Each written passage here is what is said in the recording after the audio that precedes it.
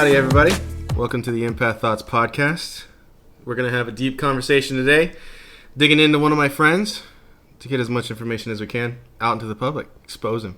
See how that goes. Expose? Oh, no. Wait, you haven't even turned on your sign yet. Yeah, I was just about to say, how do I do it? There's just a little button there.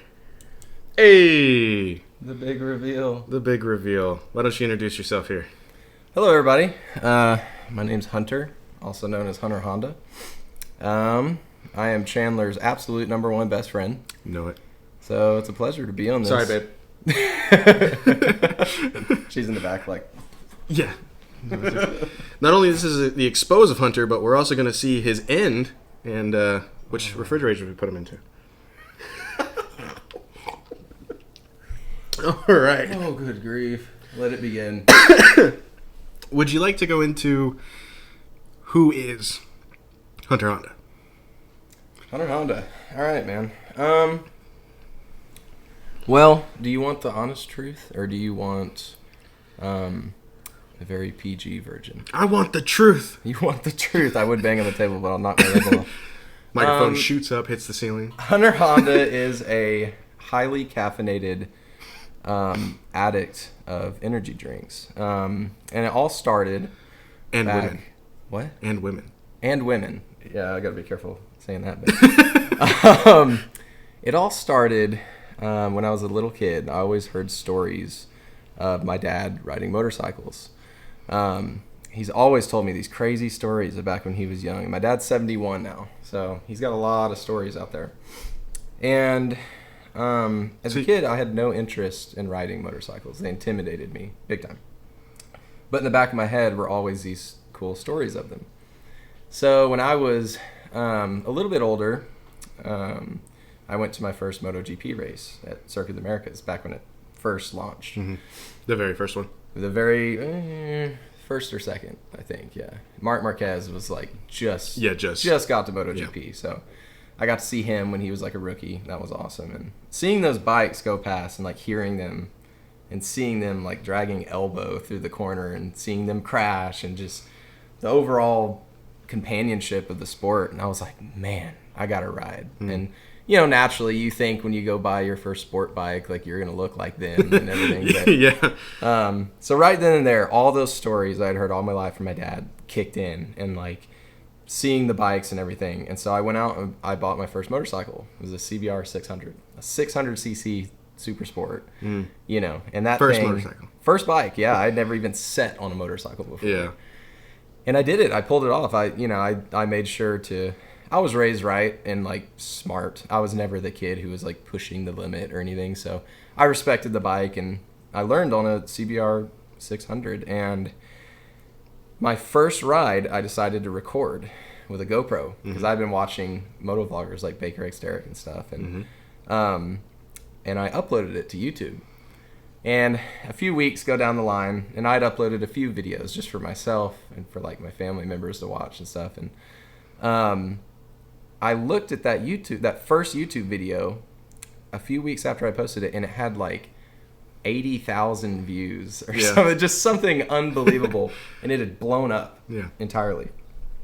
And after that, it was just a domino effect, man. Like I started meeting other moto vloggers because of it, collabing with them. Don't cough while I'm talking. And it was just this incredible experience of like being in the motorcycle world and meeting people through it, and all of a sudden having like supporters and a fan base. And I remember when I hit 20 subscribers, felt no different than when I hit 500,000. Yeah. Because like 20 people out there in the world are all of a sudden following you and commenting and liking consistently. Exactly. And after that, it's just, you never lose that feeling of like, man, this is amazing. There's people out there keeping up with me and stuff. And but yeah, that's it. I started in 2014. It's now 2020. I can't wait for it to be 2021.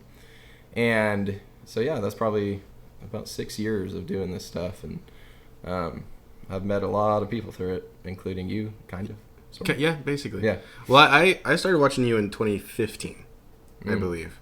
So you've been following a long time. It's been a while. Yeah. Well, it was weird. It was so I graduated from high school in 13, And then that year after, I worked around my hometown, just kind of making money. Mm-hmm. And in 2015, I decided to try to play video games on Twitch. Yeah. You know? Yeah. So it's funny you mentioned that, like, feeling like 20 and, you know, where you're at now. Like, it's just, how can people, like, sit down and, like, see this, enjoy this, and, like, now you're kind of, like, you've got this community behind you, you got these supporters, you're like, holy shit, these people are awesome, you know? Yeah. I think I got to 40 on my Twitch, and I was like, that's the coolest thing ever. On Twitch? You know? That's not bad. I know, right? That's really good. But, yeah, I started watching you in 2015. I think it was the first motovlog I ever watched. YouTube recommended it to me. It was a ZJ motovlogs. I met him. That was the first big motovlogger I think I ever met. Yeah. He just happened to be in Austin, yeah. Yeah, I started watching him, and then after about 3 of them, YouTube recommended you. Yeah? Yeah. That's awesome. So that's when I started watching you, and then, you know, after you, it goes like, it's like Jake, fucking Dan, Yummy. Did you ever watch Baker X Derek? Yeah. But So that was a weird one because I didn't actually find him till like next year. I don't know why, but that was the first motovlogger I ever watched. Yeah. Yeah. When I looked up how to ride a motorcycle or whatever, like that, I saw that green bike and I was like, oh, and he had like a little dinosaur. Yeah, it was a little dinosaur or like lizard or something on the dash. Yeah, and I was like, that's cool. Like, you know, motorcyclists they got comedy. Like, they're not all tough guys. So. Exactly. Because it is kind of intimidating getting into it. You kind of expect everybody to be a jerk. But. Yeah. Well, like, how do you feel about motovlogging? Because motovlogging really, whenever I started to get interested in wanting to get back on a bike, because I did it when I was younger, and, you know, it's just dirt bikes and shit like that at that point. You know, I would very confidently say 2015, 2016, or 2014, 2015, the general public still didn't like bikers. There was still this kind of, they're all rude, you don't, like, not good people. Yeah. But I feel like the motovlogging community really kind of blew up around that time and has really shown that, like, these people are, like, real people. They're funny. They're fucking great. You never know what's behind the helmet. Yeah. If they're wearing a helmet. But yeah. True. Wearing a helmet, squidding, I mean, whatever you want. Yeah, whatever the terminology you want. Yeah. Exactly. Just waiting for your head to become a basketball. Yeah. Well, what was your question? You were saying, what do you think about? You said. What do you think about the motovlogging community and what the basic blow up of, you know, everybody's channels pretty much around the same time when motovlogging came into the general public's eye and made everybody kind of realize, like, hey, we need to change laws. We need to, like, treat these people like actual people. Look fucking both ways. Check your goddamn mirrors. You know, what do you think motovlogging has done the best and maybe the worst for just the general public? I think motovlogging has really helped people who are interested in what riding a bike might be like. And that's exactly what it did for me with Baker X Derek's videos. Like, I went to YouTube and I was like, oh, so that's kind of what it looks like when you're riding on the highway. That, you know, GoPro is right on his helmet, so I kind of knew what it looked like, the point of view. And I think it does a lot of good things of showing what it's like as a motorcyclist and what you deal with pretty much on a daily being on a bike. And I think it did a lot too to show, like we were saying earlier, that not every biker is a jerk. Yeah. Know? However, it also exploited that there are a lot of douchebag bikers out there too. You know? So I think it definitely has raised awareness, because a lot of people that follow me have messaged me, and it's always the same. Like, I don't have a bike yet. I want to ride, but, like, I ride through your videos, basically. I get to see your ride, and it makes me happy. It makes me feel like I'm riding a bike. So it's really cool to see that you're targeting an audience that not all of them are into motorcycles necessarily. So, exactly. And my videos are very comedic, and you don't necessarily have to be into bikes to like them. So a lot of true bikers don't like them because of that. It's like, oh, you're not a real rider. It's like, I'm trying, man. I'm trying. Yeah. Well, so to kind of build off that question a little bit, and kind of how this podcast is based on feelings and everything, it's very obvious, the motovloggers that have different feels on their channels compared to other ones? Which ones are focused towards comedy? Which ones are focused to telling stories? Which ones are focused to maybe drama that's happening in their life? Stuff like that.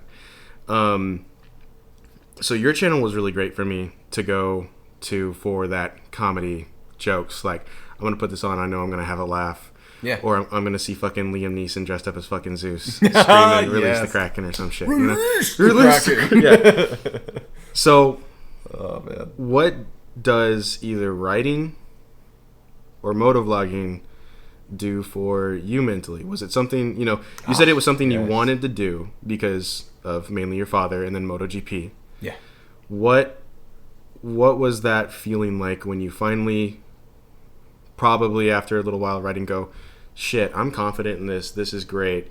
And what was that? What was all that emotional process for you? That's a really good question. That's like, I'm excited to answer that because it was after high school, which is around the time when I got the bike. I went to school for RTF, radio, television, film. And I learned that I enjoyed this through creating those YouTube videos, but I learned that I love creating something that makes viewers or whatever it is you're creating that person's experiencing feel a certain emotion, whether that be, for me, normally it's happiness or laughter, but occasionally sadness or anger, whatever. Usually I avoid that, but just seeing people react to something that you created, that's something that's you, like you put yourself into that, and just seeing people react to that and seeing people comment like, dude, you got me through a dark place, or HunterHonda videos always make me laugh and make my day better. Like that, there's something so darn addicting to that. And like my YouTube channel is not a source of income anymore. Like, yeah, it makes some money, but nothing close to anything you could live off of, quote unquote. So it used to, and it used to be my main job because of that. I quit my job because YouTube was paying so well. I remember that. Now it's like, the amount of work that I have to put into making these videos where you have, 6+ hours of footage of you riding down the street, talking or occasionally seeing something. You now have to sit through those 6 hours again on your computer and watch your ride again and try and find the interesting parts. And those 6 hours could triple or double. Correct. Oh, yeah, more than that. Yeah. So, and then you got to add in the computer problems and stuff going wrong. Space. And then, spending 4 days on a video and then your computer crashes and it deletes it somehow or something. Sickening. So now it's gotten to the point where I would not be doing this if it was all about the money. I would not still be doing it. Like, there has to be a point of, I love doing this, I love the feedback, and like it improves my life, and supposedly it improves other people's lives, and that it's so addicting, man. So that's why I still upload and do it, and it's not about the money really. So, a little bit, but the money's nice. Don't demonetize me. But exactly. Sometimes it's pretty great when it comes through. So going off of kind of what you said with the RTF and everything, one thing that I've always liked to ask YouTubers or influencers through DMs or whatever is kind of what they feel about their content, in the sense of, everybody talks about if they put anything out there, even just, somebody like me or somebody who just has a normal, family on their Instagram or whatever like that, if they post something happy, somebody's like, man, that just made my day or something. Do you feel like maybe the online media, YouTube in particular, has almost become the school for emotions that school is about knowledge? Because it's easy for somebody who you find comedic to approach death a certain way, to approach anger a certain way, and give somebody who maybe either has trouble expressing those emotions, comprehending those emotions, and when they see somebody who they either idolize or watch all the time, and they have this one cutout comedic kind of look at, approach it and go, okay, wait, he approached it this way. Yeah. Do you feel like emotion through YouTube and video and everything is no longer absent from the platform? With the way that we've come with vlogging, motovlogging, blogging, podcasts, it's we're now starting to see more emotion put into it, to the point to where we don't really have any more of this just blatant, here's a cookie cutter comedic role. Yeah. You know, how do you feel about emotionally teaching somebody through your content? So I feel like there's all types of YouTube accounts out there. Yeah. There's ones that are good at that, ones that are bad at that, and ones that just don't care. I think you can look at my YouTube channel. This is the long answer. I think you can look at my YouTube channel and look at the beginning, kind of the like first half to like the middle of my YouTube videos that I've uploaded. And there's definitely videos on there that I cringe looking at. Like I still to this day will not click on that video. I just won't. And it has millions of views, so I keep it up. But like, there's a lot of videos I had to delete for past reasons we won't talk about. But the ones that are still up there that I'm just like not proud of, like either how I handled myself in a certain situation, or like the overall message of it, or the fact that it is clickbaity. Like it's very clickbaity. There's clickbait that makes you want to click on a video and it's in there, and then there's clickbait that's like, it just got you to watch the video. What is this? Yeah, like it's in the video technically, but it has nothing to do with the rest of the video. So stuff like that. I think I've grown recently to where my videos now, I'm like, man, I'm not gonna put a video out that doesn't have like, and by deeper meaning I mean makes you feel good by the end of the video, makes you happy. You know, it's not something that's like, I just want all the views from this video, I've got a beautiful girl in the thumbnail, boom, you click on it, it's like a car meet or something. Lame, like, you know. So yeah, I mean, to answer your question, I don't know. I think for me, it's my overall goal is just to leave you with a bigger smile than you started with when you click on the video. So, well, that's a good kind of segue into the question of, is there HunterHonda all the time, or is there a hunter outside of the HunterHonda? And when did you, if there was, when did you notice a split? And kind of, have you decided to kind of come back to who you are, or do you balance your split if there is one? Yeah, so HunterHonda has always been pulled from myself, whether that be the comedy that I've always found funny, whether that be from being around my dad my whole life. Like, a lot of him has worn off on me, my humor. Anybody that knows him and me will tell you that. But the HunterHonda is definitely like, I like to talk about him as another person. Yeah. It's definitely a persona. I mean, it's definitely like, it's like Spider-Man's mask. Yeah. Like, you know, you're, what's his name? Peter Parker? Peter Parker. You're this nerdy Peter Parker, like, you know, everybody picks on him, and then also you're a superhero who saves the world all the time and like gets all the girls, you know. Yeah. I'm not saying HunterHonda gets all the girls. He likes to believe he does. Does HunterHonda save the world? But yeah, it's like, I don't know, man. The moment, that helmet is my mask. Like, it's, you put the helmet on, and like, my whole goal is to entertain, like make people laugh. And occasionally HunterHonda comes out, like when we're face to face, you know.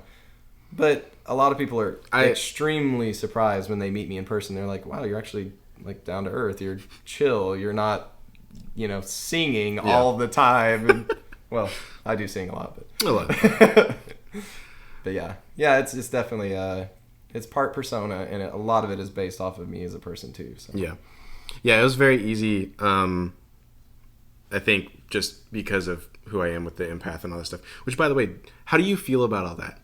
Where does your either belief or knowledge lie in empaths or empathy?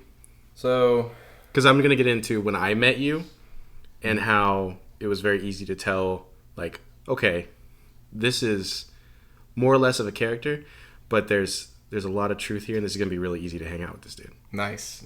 I like that. That's good to hear. So, the whole empath thing, in your last podcast. With my sister or myself? With Brennan. Okay. Your sister. With my sister or myself? By the way, Brennan just shit herself hearing her name come out of your mouth. Wait, what? Oh, she loves you. Fangirling, yeah. What's up, Brennan? I'm just gonna keep saying it so that she continues to. What's the PG word for poop? Defecate. Just defecate herself. So anyway, and we're not PG. This is Oh, this is all This out. is R. Beep and beep and beep. Of course, anything you want to go onto your social media, we'll bleep that. Yeah, for sure. Yeah. That's another thing. In my videos, I try not to cuss. Exactly. But yeah, what was the question? Yeah, so in your last podcast, you were talking about, first, I'll say this. I was talking to Brittany, my girlfriend, and I was texting her, and she was like, oh, I'm rewatching the show Lucifer. Yeah. It's super good. Have you seen it? And I was like, no, I haven't. And then she told me the basic premise of the movie, of the show. And I had your podcast playing while I was texting her. She goes, have you ever seen the show Lucifer? I'm texting her, and I hear in the background, you had just gotten done talking about empath and all that, and how you have this weird way of like reading people and sometimes feeling their energy. And I remember when I heard that, and I was like, God, I've had moments like that, you know, but I was like, I don't know, maybe that's just, it just happens. Like, you know, that's human nature, whatever. The moment she texted me, have you seen the show Lucifer? On your podcast, you go, so remember that the final scene of the show Lucifer, when he's like sitting up on the edge of the building or whatever, all crouched up? And I like looked at my phone, and then she texted me another thing about Lucifer, then you said something else about Lucifer, and I was like, either the devil is speaking to me right now, or this empath stuff is unreal. Like, oh my God, that sent me chills. But yeah, I was listening to you talk about how you have this weird, sometimes like you can just like feel other people's energy. And I totally believe that. Like, I totally believe it. And like I've changed a lot, especially with YouTube, meeting people all the time. I'm a lot more open to hearing people tell me about whatever, and me having a very open mindset about it. I was raised very like straight edge, like, you know, it just is what it is. Like, when people start telling you something and it seems too good to be true, it's not. Like, it's not true. That's why it seems too good to be true. Exactly. I've learned to like open my mind to that. So I wouldn't mind if you talk about that a little bit more too. Like, empath thing, because what do you have any questions? So what's the term empath? Yeah, explain that to me real quick. So an empath is somebody who can experience or leech or take on the emotions and feelings of people around them, either voluntarily or involuntarily. So while I drink this Red Bull, are you feeling caffeinated? So, no. But it's easy to tell when I'm asking you something, when you're having to think, or when you know. When you've got an idea. For sure. It can also be as simple as, if she gets a headache, I too have a headache. You know, and I have, you know, where'd that came from nowhere, but if she's got it, I've got it. Or, you know, if, you know, when you grabbed that pillow, does it feel a little itchy to you? A little bit, yeah. Yeah, I've had it on my hand. You know, it's just small. It can be small things like that, or it can be like I kind of touched on. It's extremely hard for me to walk into a hospital. When I walk into a hospital, there's just this overwhelming emotion and physical, either pain or relief all at once. And if you don't know how to block it all out, it can be overwhelming. Most people who have panic attacks are empaths, and they don't know it. I want to elaborate on that whenever I get the chance. Okay. But one thing you kind of said is you've kind of thought that maybe you've had something like that off and on. You are pretty intuitive, or you kind of know when something's like happening or something might be a little off. That is, I believe, naturally an empath thing. Because, you know, everybody talks about the possibility of a sixth sense. Just kind of knowing when, okay, something bad's about to happen. Yeah. The people who have that to like a crazy degree, or for you said if you experience that off and on here and there, like it can be an empath like ability per se that you have never explored. And the only way to really, you know, kind of learn it and figure it out with yourself is to just dive down the rabbit hole. You know, read something and go, oh shit, like I do that. Yeah. You know, or wait, what if I do focus? Like, it gets quiet, you know? Yeah. Like, once you start researching it, you can start, kind of realizing in yourself what it might be. I kind of get that feeling too with what is that? Horoscopes, like Scorpio and all that. Yeah, horoscopes. Signs. Your sign. Yeah. I used to never buy into that. Yeah. And then Brittany started showing me like, here's signs of a Scorpio, and I was just like, oh my god. Well, the thing with that, if you really want to like believe it, you might believe it too much and make it manifest itself. Yep. So don't read it at the beginning of your day. Yep. Read it at the end of your day.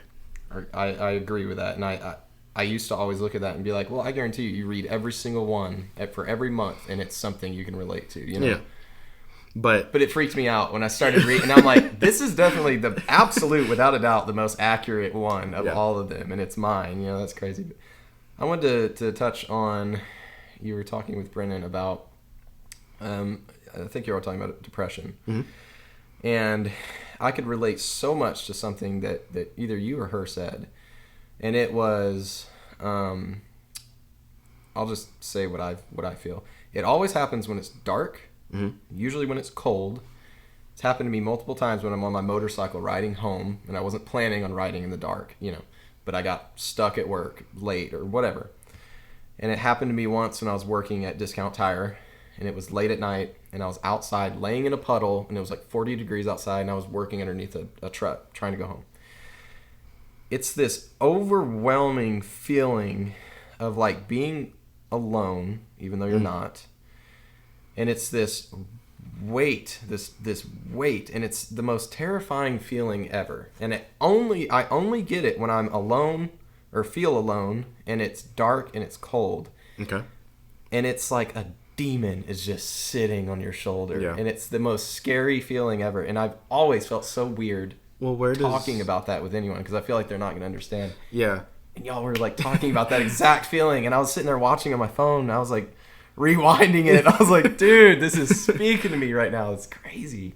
Well, so, for us, we can relate everything and how we feel to our parents' divorce and just everything that happened in the small town that we grew up in, around that, more or less. But if it's dark and cold and that's what's triggering it, do you have a memory growing up as a kid, or maybe a nightmare you had as a kid or something, where it was dark, it was cold, and it was this just debilitating moment, and now every time you're put into that same instance, your brain goes, this is it. Yeah. It's almost like a memory in a way, but it's not vivid. It just gives you that feeling. Yeah. But do you have anything that can connect to that? Not that I can think of. I have an interesting past that can definitely cause me to, it can affect me like in my daily life, or especially in relationships. And basically, like, without giving away stuff, like somebody very, very close to me struggled with drug addiction bad, and it affected me a lot. No one knew about it. Like I never told anybody about it. And I think that has always affected me throughout life. Now, is that the reason that I feel like there's a freaking demon sitting on my shoulder, like telling me like, this is it. Yeah. Like, you're alone. It's dark. It's scary. Like, get me out of that moment, man. Yeah. Like, and I think it has a lot to do too with me thinking that I'm good on my own, but like, I think I do thrive off being around people. Yeah. Like, then when you get alone, you kind of realize. I think human beings, most of them are very like, we enjoy sharing information. Like that's us communicating right now is so like therapeutic. Just sit down, no phones, and just talk. Yeah. Well, if you go back, if you go either through creationism or evolution, whatever you believe in, in all stories, humans are pack people. Yeah. Religion is that, and just that. Most religions, you can ask people who maybe fluctuate in their religious behavior or whatever. If you ask them, why are you a part of this religion? Most commonly, one of the answers you'll get is the community or the family or the feeling of being a part of something else. Yeah. humans are not necessarily meant to be alone, you know. And when you get alone, there's, you know, another part of the human mind is this predatory darkness that, because of the modern time that we live in, that we don't have to use that. I believe that can be a feeder to most people's depression. So when you get alone and you're by yourself, your predatory side goes, hey, what's up? You know, like, I'm scary. You know, you don't even know. You know, and that can be terrifying, you know. And also, you know, kind of like you said, it's the thought of being alone, you know. And alone in and by itself can be an end. So that can be another reason why it's so scary, because when you're alone, anything could happen to you, and nothing could happen to you, or nothing could advance from that moment. All of those are the end of something, you know. I didn't think of it that way. It's definitely, I think that's a primal reaction. Like, you're alone, you're more vulnerable. Exactly. Like, for survival reasons, you know. But yeah, I don't know. I mean, if I'm alone during the daytime, I ride my bike or whatever, I'm fine. It's just something about that darkness, just...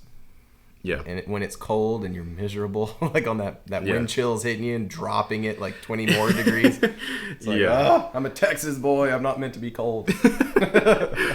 I also wanted to touch on, you said, you know, you've had an experience with somebody who's had an addiction. Another thing to play off there is kind of like how mentioned in some of my previous podcasts. My mom was an alcoholic for a long time. And when I drink now, if I get any amount of buzzed, my brain tells me that, like, you know, you're not worth what you're living right now. You know, like, what's happening, what you're doing right now is dumb and stupid. You know, you can't feel this. You can't feel like kind of this happy buzz, you know, like, this is bad. Yeah. You know? And I contribute it to that. But at the same time, I'm kind of happy I have that, because that means I'm not going to, you know, go that route. It kind of protects you from that. But Exactly. But, you know, we are products of not only ourselves, but just our surroundings and what is shown to us and taught to us, more or less. Just kind of how that all just accumulates. It can affect you without you realizing it. Exactly. Yeah, you don't realize that it's having a huge impact on your life, and you sitting there ignoring it, which is what I did. I pushed it away, like I was whatever. No use thinking on it harder, you know, it's going to make it worse. And because of that, you hold all that inside, and it affects you without you even realizing it. And the moment you realize it and embrace it, and like, that's part of you, like, that helps you a lot. You know, it really helps you being aware of that. So, but yeah, that's actually something I've never really talked about either. So, fine. I'm not going to give all the details of it. Well, yeah. But that's another reason the YouTube thing's nice, because you're creating something that makes people happy. Exactly. They tell you it makes you happy, and it's just like, man, that's what life's about, and for me at least, you know. Exactly. And to go off of that little branch, because we briefly spoke about this in the past, and you've made it aware on your channel once or twice, but, you know, we live in a day and age where pretty much privacy isn't a thing anymore. Yeah. But when you're a YouTuber or you're an influencer or somebody who I would say famous, that's even amplified to the nth degree. And what does that play on the whole thing of, you know, I'm making this for you. I don't, you know, where's the line for you of the personality or the content that you're making for somebody?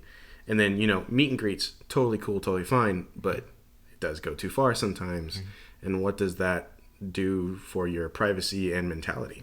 I've had people show up to my home before. Yeah.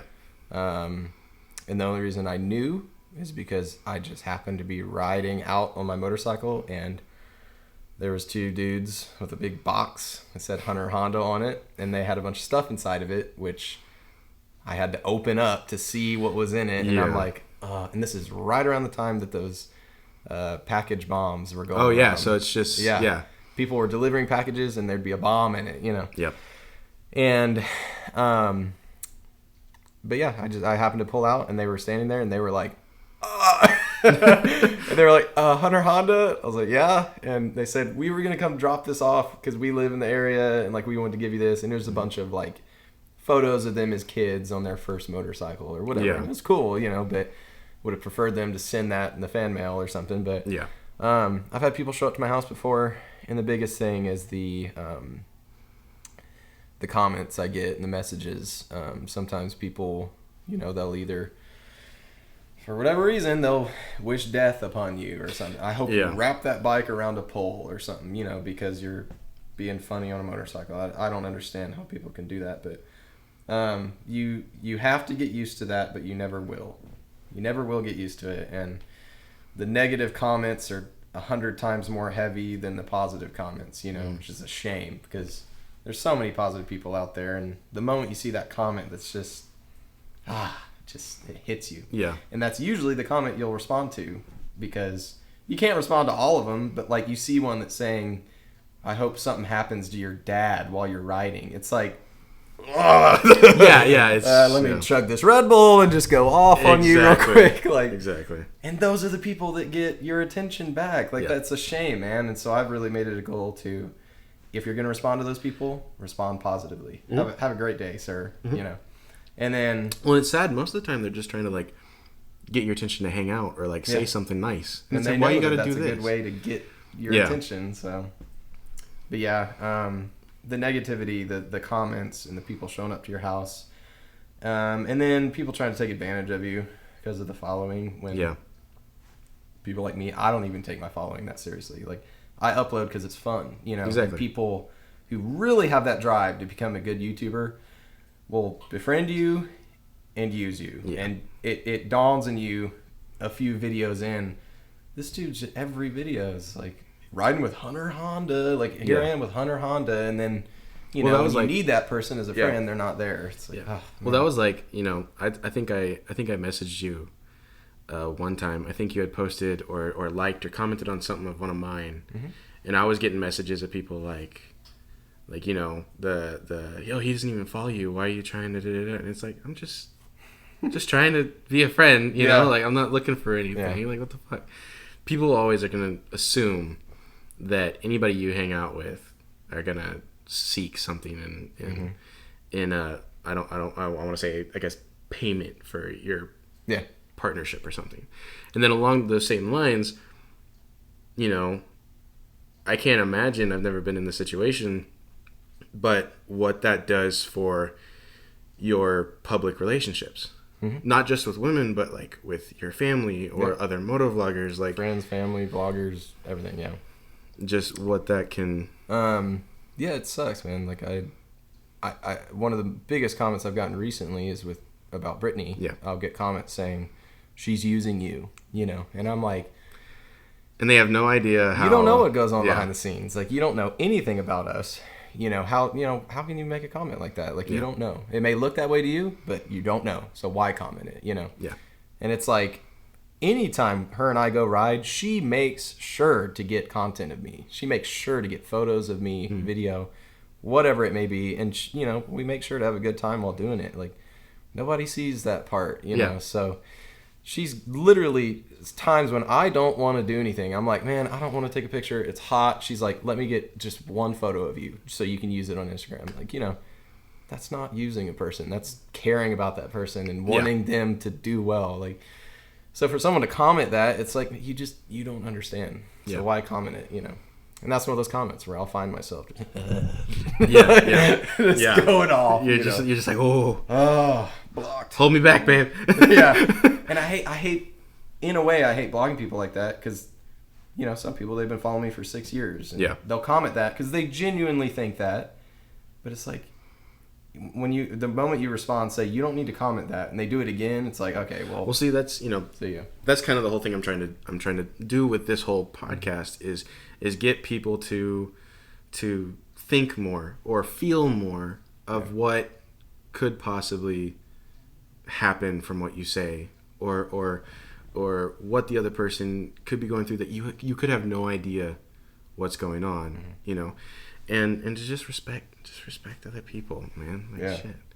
It's amazing the feeling you can get from being forcing yourself, even if you don't feel like it, just being kind to somebody and like Exactly. seeing that energy feedback. It's like, oh, it's a great feeling. Exactly. And to expand on that a little bit, or to branch off actually, when we met, I had messaged you on Instagram. Yeah. I just got a job at Circuit of the Americas. Yeah. Hang on one second. I have your message. Your first message to me. Yeah. Yeah, I just started working at Circuit of the Americas. I was a site security supervisor for G4S at Circuit of the Americas. Wow, I found that fast. So your first message was, "Oh my God, I'm such a huge fan. Can I please have an autograph? Can you sign my forehead?" Oh, really now? Wow. That's fake. It actually says, "Will you sign my tits?" That's right. I forgot. Autocorrect. Oh my God. First of all, I want to say something. Why are you so dominantly taller than me at this table right now? This is really okay. That couch sits so low. I noticed that. So low. With you and Brennan, she was like down here looking up. No, you see, this is a dominance thing, Hunter. I'm trying to, my answers, I can feel it, man. I'm over here sweating. I feel like I'm being interviewed for jail or something. Right. Murray's about to come out and I'll be taller than you. Oh, there you go.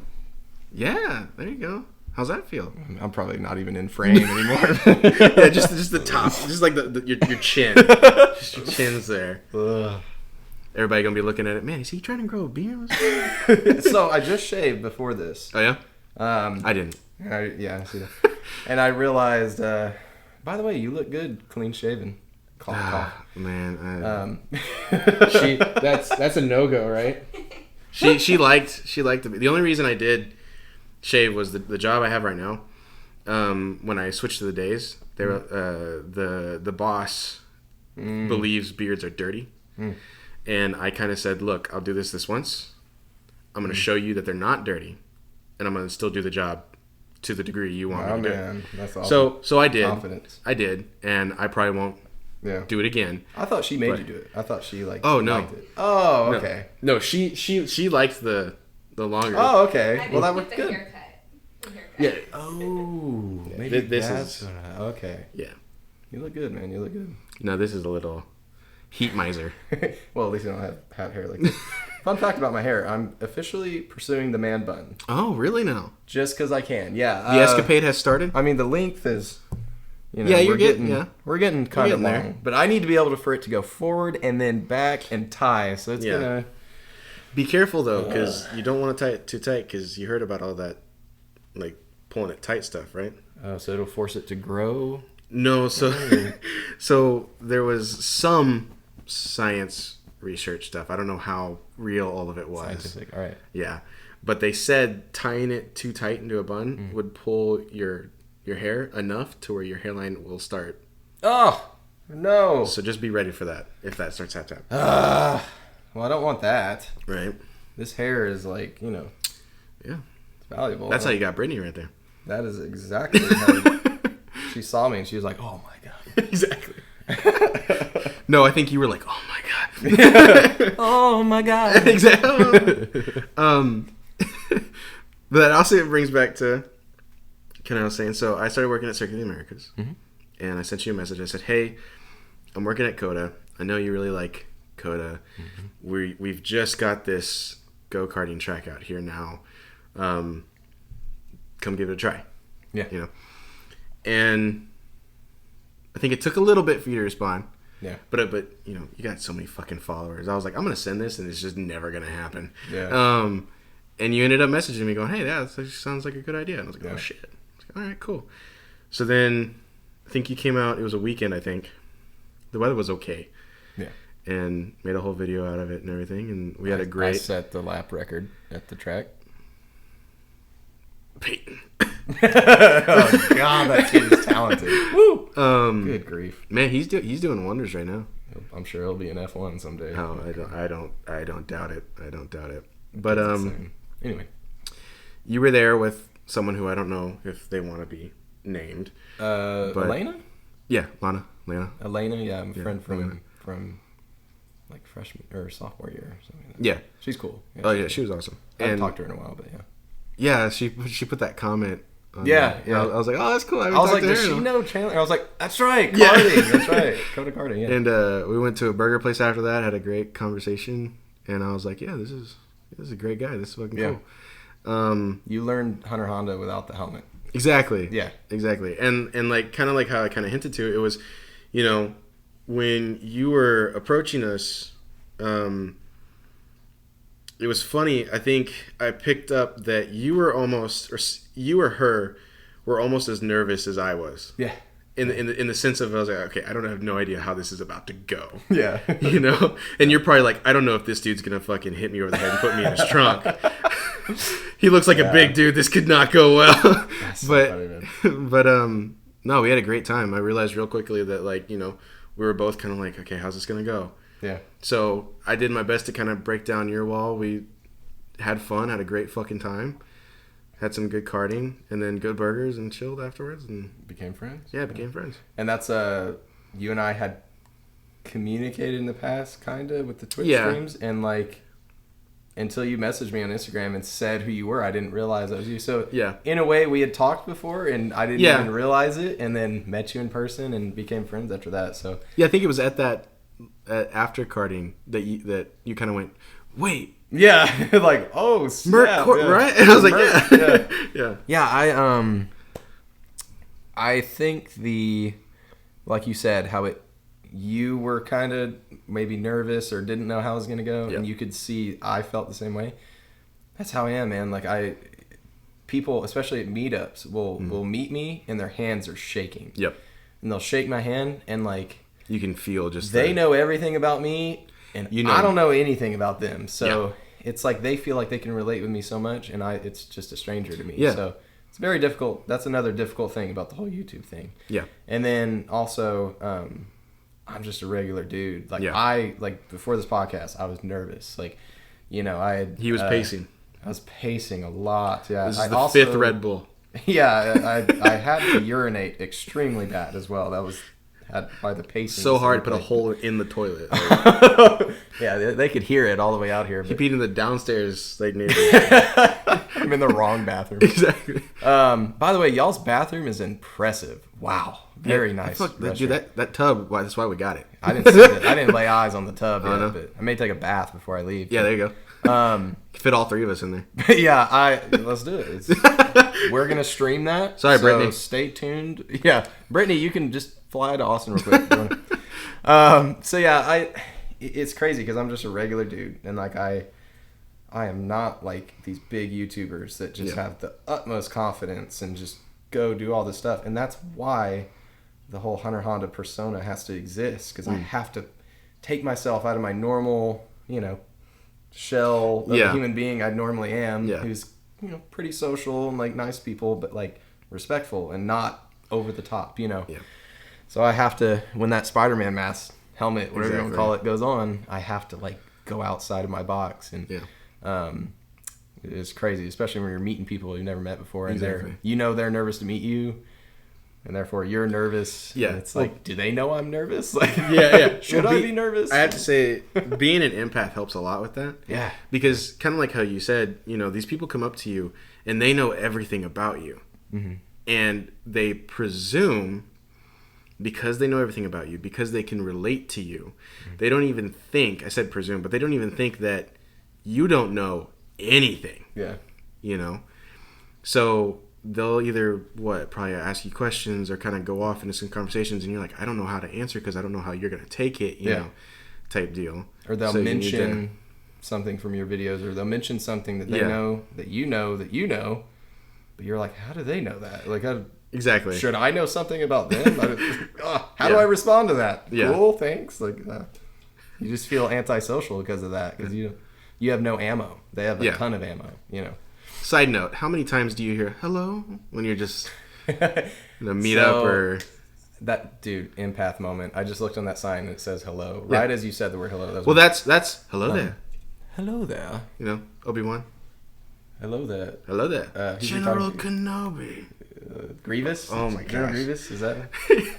The internet's about to rip your... I love Star Wars too. Why can't I... Oh, God. When he drops, hello there. Oh, when he drops from the rafter or whatever? Yeah. Okay. I know what and he's that's talking and that's about. a whole ass meme of just hello there. I've not seen the memes of that. I'll put that on record. Oh, okay. Anyway, what were we I got talking some about? Instagram pages to send you. What were we talking about? Before we said hello. Well, I'd asked you. I was like, how many times do you fucking hear that? Correct. Yeah. So yeah, I wanted to talk on that. Like I used to, back when YouTube was a full-time job, I used to pretty much daily, if I went out in public, I would have somebody recognize me. Yeah. Whether that be them coming up to me and talking to me or messaging me on Instagram, hey, I saw you here, you know. And I started to get used to that. And I started to get a thick head because of that. That's what she said. And like, I just got to where everywhere I went, I'm like, I'm going to get recognized. Like, when's it going to happen? Especially when I went to motorcycle shops. Yeah. I knew it was going to happen. You Yeah. know? And then eventually, YouTube started diving. Yeah. Adpocalypse. Started collapsing. Yeah, adpocalypse. Amen. And that was probably the best thing that could have ever happened to me. Yeah.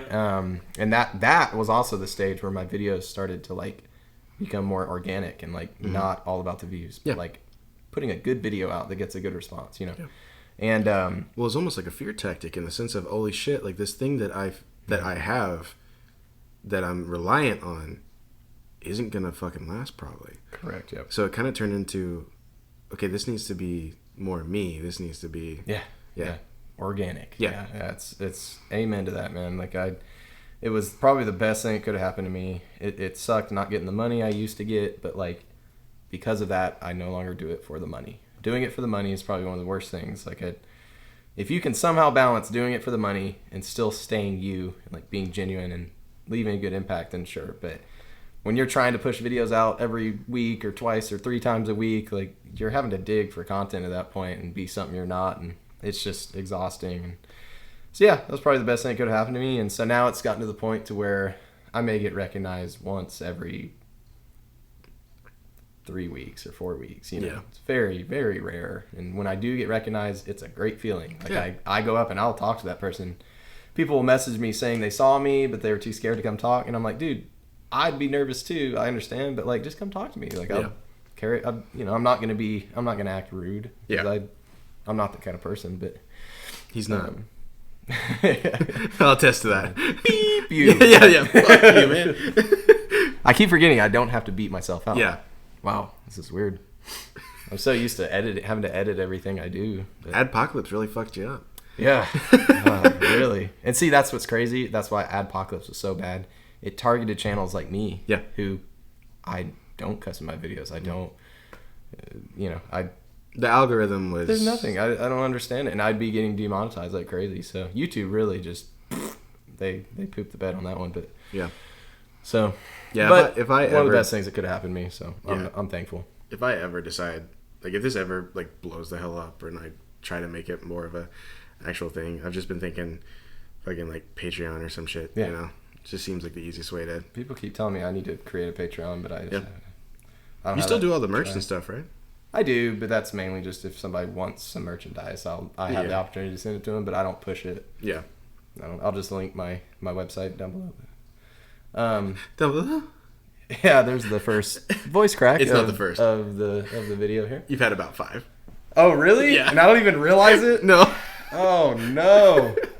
Go ahead and add in the release. Yeah, this is gonna be the most edited podcast because there's just gonna be so many release the Krakens the entire time. Oh. Yeah, there's a lot of. I'm about to be 25, and there's still daily voice cracks. Mm-hmm. So it's embarrassing, but I've learned to embrace it. I'm proud of it. I'm proud of it. Yeah. And that's the biggest thing about being a YouTuber, I think, is making a living making fun of yourself. Yeah. Like, you have to learn, at least that's what I've embraced, is like, make fun of yourself. Like, put yourself out there, you know, make fun of your voice cracking, whatever. And people love that. Like, they love that genuine, like, just not caring. Or you do care, but you know it's funny. Why not put it out there, you know? What was the hardest lesson YouTube taught you?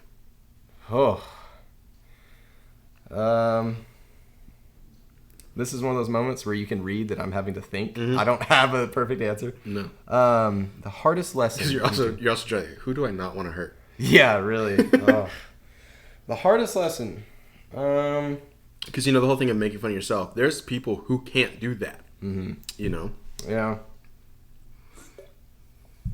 I think the hardest lesson would probably have to be staying true to yourself and not, I don't want to use the term selling yourself out. I didn't really sell out, but like the whole clickbait thing and all that, like you'd call that selling out. And like, no matter what it's giving you, do not come across as something you're not. Always stay true to yourself, and always have pride in like being a good person or whatever it is you want to be. Like, and just stick to that, man. Like, don't, unless you're just acting for something. You're acting for a TV show or something, which I am going to be on a TV show soon. Really now? We're filming. The contract, I can't say what it is. Well, yeah. But I'll be on TV, yeah. Nice. So that's exciting, yeah. It's an interesting role. Is it a role? It's a... Oh, can I say that? Yeah. I'll refrain from asking those questions then. I'm on a TV show, and that's it. That's all I can say. Well, you can tell me afterwards. So that was the Empath. Yeah. Still recording. Exactly. Yeah, just one of those things. I clicked it. It's muted. Yeah. So after kind of, I don't want to say after the downfall of YouTube. Yeah. After Adpocalypse, after YouTube was no longer, kind of your main career, did you have a hard time mentally kind of deciding or having to figure out like, okay, this is no longer like my thing. This is no longer what I do.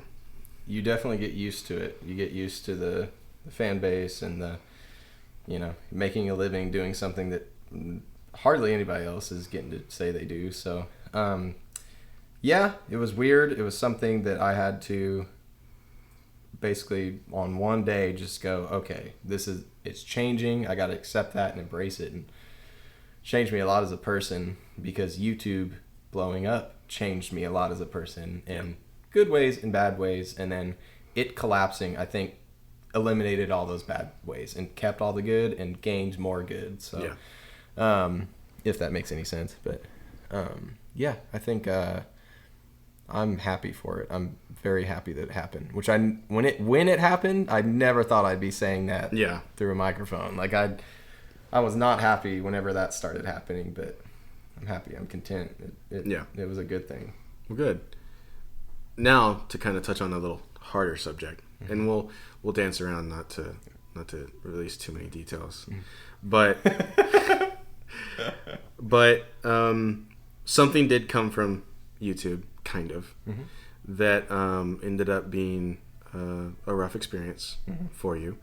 I know about it through our friendship, more or less, and what was shared public. Is that the fucking ice cream truck? We're going to have to pause the podcast because there's an ice cream truck. I haven't been to one of those since I was a kid. Hunter just left the podcast. 1 minute he's here and it's that like fucking like Dragon Ball Z. He's just gone. Like, we're about to get on a super serious topic. And an ice cream truck. Fucking ice cream truck. God damn it. Okay, it's kind of gone. It's kind of gone. It's gonna make another lap. Exactly. He's got to come back around. He's like, I don't think they heard me the first time.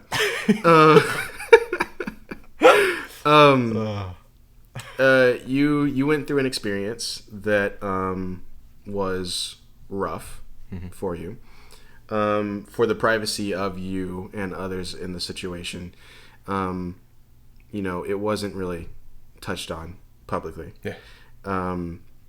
But what has that done for you after the fact, mentally, and what, like, has it made you a better person? And how, because you do get a lot of questions about certain things.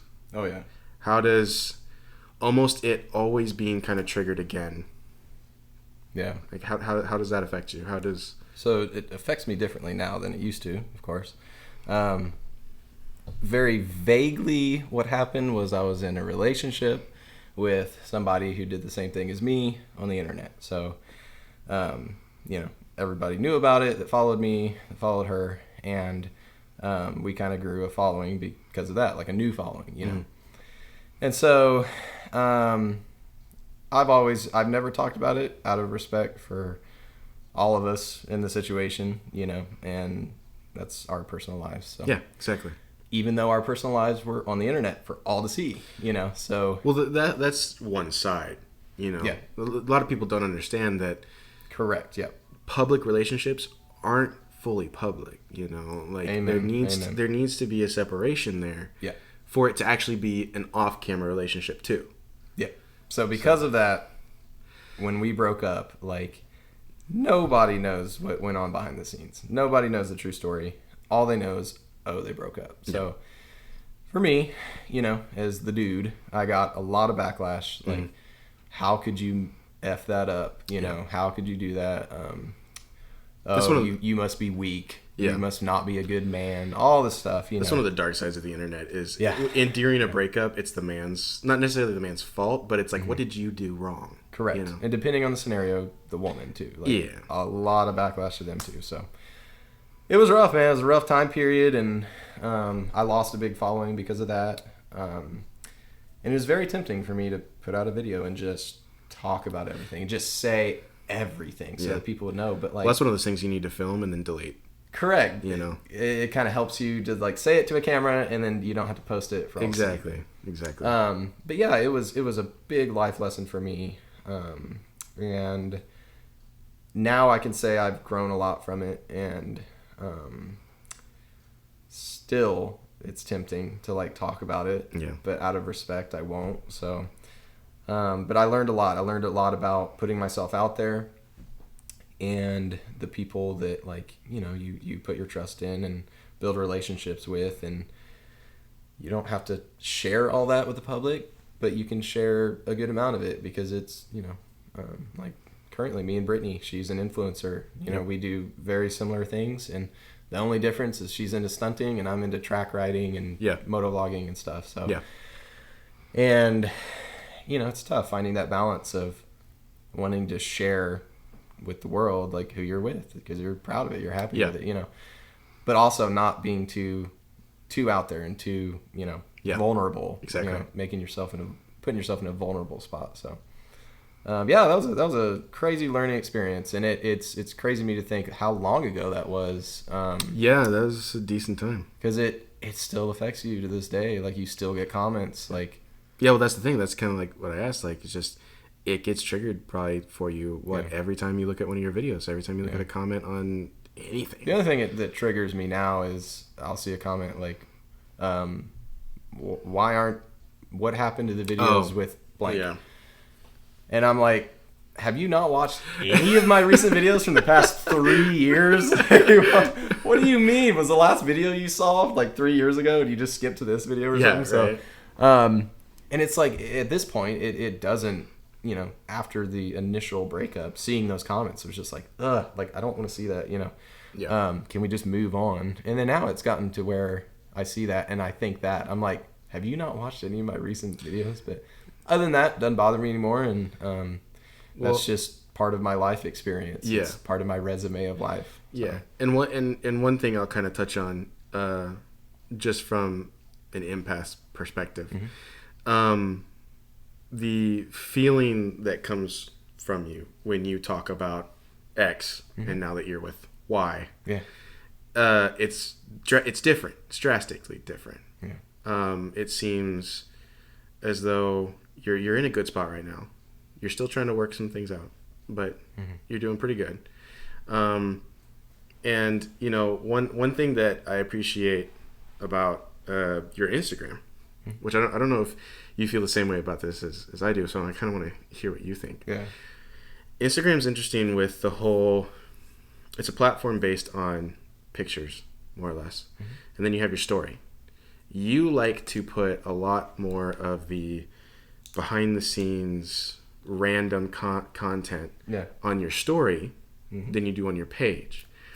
And the people who only hit the big points or are asking these questions of like, what the don't watch your story. Or don't like actually involve their curiosity in your like your content that you put out there. Yeah. You know, it's very limited, and it's like, I don't know. It's, for me, I'm naturally curious just because I can feel a whole crap load of shit. And that's what can separate you from negative commenters. The negative commenters don't bother to investigate themselves.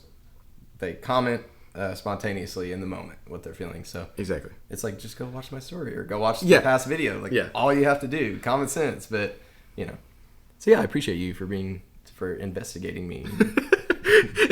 Yeah, I'm all up in your shit, man. Thanks for clicking that notification bell. And right. Make sure to like and the whole shebang. Make sure that bell's actually... yeah. When you hit it, make sure and like stare at it for a while. Make sure it doesn't go away or anything. Make sure YouTube's going, oh. That's another thing with YouTube. Quicker than that. A lot of people... Another thing with YouTube is that a lot of people are subscribed to me and they've messaged me saying they never get notified with the notification bell and everything. So I don't get it. Making this YouTube channel, I've realized with like... Because I was weird. My main profile, I followed my, this channel. And... I don't know if it's just because it's still like small, but I won't get alerts or anything till like the day after. That's crazy. 2 days later or something. Do you follow a lot of people? On my main, yeah, a lot of people. Yeah, kind of gets lost. It all just kind of gets lost, or I just don't get them. Yeah, like I'll go and I'm like, okay, between this timestamp, there's supposed to be this video that Leon Lush posted or something, and it's not there. That happened to me today. Brittany posted a photo with me today, and 3 hours after she posted it, she was like, are you not going to comment on it? I was like, oh, I didn't even see it. Exactly. What the heck? I was even tagged in it, and I didn't see it. I didn't get notified. Well, it's like one kind of fun thing you can do with Instagram, because Instagram started doing it. If you pull up your Instagram and it refreshes, kind of go through until about maybe 10 hours ago of post. Go back to the top, refresh. Almost all those posts will be different from like the other pages you follow. It's weird. They're only showing you select parts at a certain time, and it's just a little. I'm assuming based off of your insights of like what you've been looking at recently here or something, or what pages you visited. I don't know. Yeah, so probably the mic that's tapped. Who fucking knows? Before I forget, I want to make sure I talk about my. Well, I was literally about to ask you. Speaking of your stories and everything, you recently went to Houston with Brittany. Correct. Yes. And apparently did not go the way. I'm trying not to show my ID right now. I was about to say he's about to line out some coke here. Yeah, good. It seems like. Uh-oh, did I not put it in here? No. Oh, I did. I got it. Okay, so. You ready? Yeah, I'm ready. I have not told this story on my own social media or anything yet. I told them I would too. But you did. You did. But this is where I get all the you're only friends with them because yeah, exactly. So I didn't even think about it. I'm gonna get so many questions about X. Yeah. Have fun. Private. Have fun. Yeah. Unlisted. So. We recently went to Houston. What? I see what that is. Oh, this? Right? Yeah. So I'm about to show y'all. So it gets very interesting. So I was in Dallas with Brittany, and we were going to go to Houston for a motorcycle track day. We're going to ride on the track. She was extremely excited to come out and support me and like be there for me and be my umbrella girl. And so it was Saturday night. We had just finished filming for the TV show we're going to be on. We filmed some footage from that. It's Keeping Up with the Kardashians. Why did you announce it? You're actually dating Kim. That's correct, yeah. Great. It's what do they call it when there's three people in a relationship? An open? Poly. What? Polyamorous? There's another word. Oh. Well, open relationship, but Poly's basically the actual... me, Brittany, and Kim Kardashian are in a relationship. Kanye pitches in occasionally. He's the money. He's the money bag. Yeah, he always gives me advice. It's cool. But so we were in Dallas Saturday night. We had just finished filming, and the filming went real late. It was like 10:30 p.m. and we had to head to Dallas. We had to be at the track at 6 a.m. Sunday morning. So we hadn't even left Dallas. It's a 5-hour drive. So you're gonna get an hour of sleep if. Around an hour to 2 hours is what we were planning. It's better than nothing, whatever. Yeah. So we had a hotel room lined up and everything. So we were... Whew. Oh, that's... Release the Kraken! Release the Kraken! All right. So it was Saturday night, 10:30 p.m. I'm down at the garage. I'm loading up my motorcycle into the truck. Brittany's up in her apartment, grabbing last-minute stuff, about to head down to the truck to meet me, and we're going to go. So I was loading up the bike, and it dawned on me I didn't have my motorcycle key. So I called her real quick. She was right upstairs. I said, hey, motorcycle key's on the kitchen table or whatever. Can you grab it? She goes, oh, okay, I just put it in my fanny pack right now. I said, okay, cool. She comes down. We hop in the truck. We head to Houston. We're an hour and a half down the road. And I go, let me get that motorcycle key so that I can put it in the bike so I don't forget. And she goes. She starts doing this. No. Oh, it's like, it's about to be midnight at this point, I think, or something. And it dawned on us we didn't have the key. No. So we turned around. She felt so awful, and I wasn't that mad at her. I was kind of mad. But, I was like, we'll laugh at this kind of infuriating, wondering if I wanted to leave her there at that truck stop. Just leave her at that Just wait here till I come back. Yeah. And so we went all the way back. Motorcycle key was on the ground. So it had fallen out of her fanny pack. Yeah. She didn't zip it up, whatever. Basically, long story short, it's all her fault. So she grabbed the key. She came down. She was like, I'm so sorry. I was like, it's okay. It's good. We're on the road again. So at this point, on the road again, it was like midnight. We were heading back to Houston. So at this point, we're only going to get maybe a little bit less than an hour of sleep, which when you're out in the heat, in the humidity in Houston, in a full leather onesie, riding a motorcycle, like dragging knee and crap. It becomes your own personal diving suit. Ugh, yeah. Talk about a workout. So that wasn't going to be safe in the first place. But anyway, we're on the way out. I let Brittany drive. We have about 2 hours left in the drive. And I was getting so tired, and I was like, I need to rest for this track day. At this point, we're just going to head straight to the track. We're not going to sleep. We don't have enough time. Mm-hmm. So she's driving for about an hour. We're about an hour away from the track.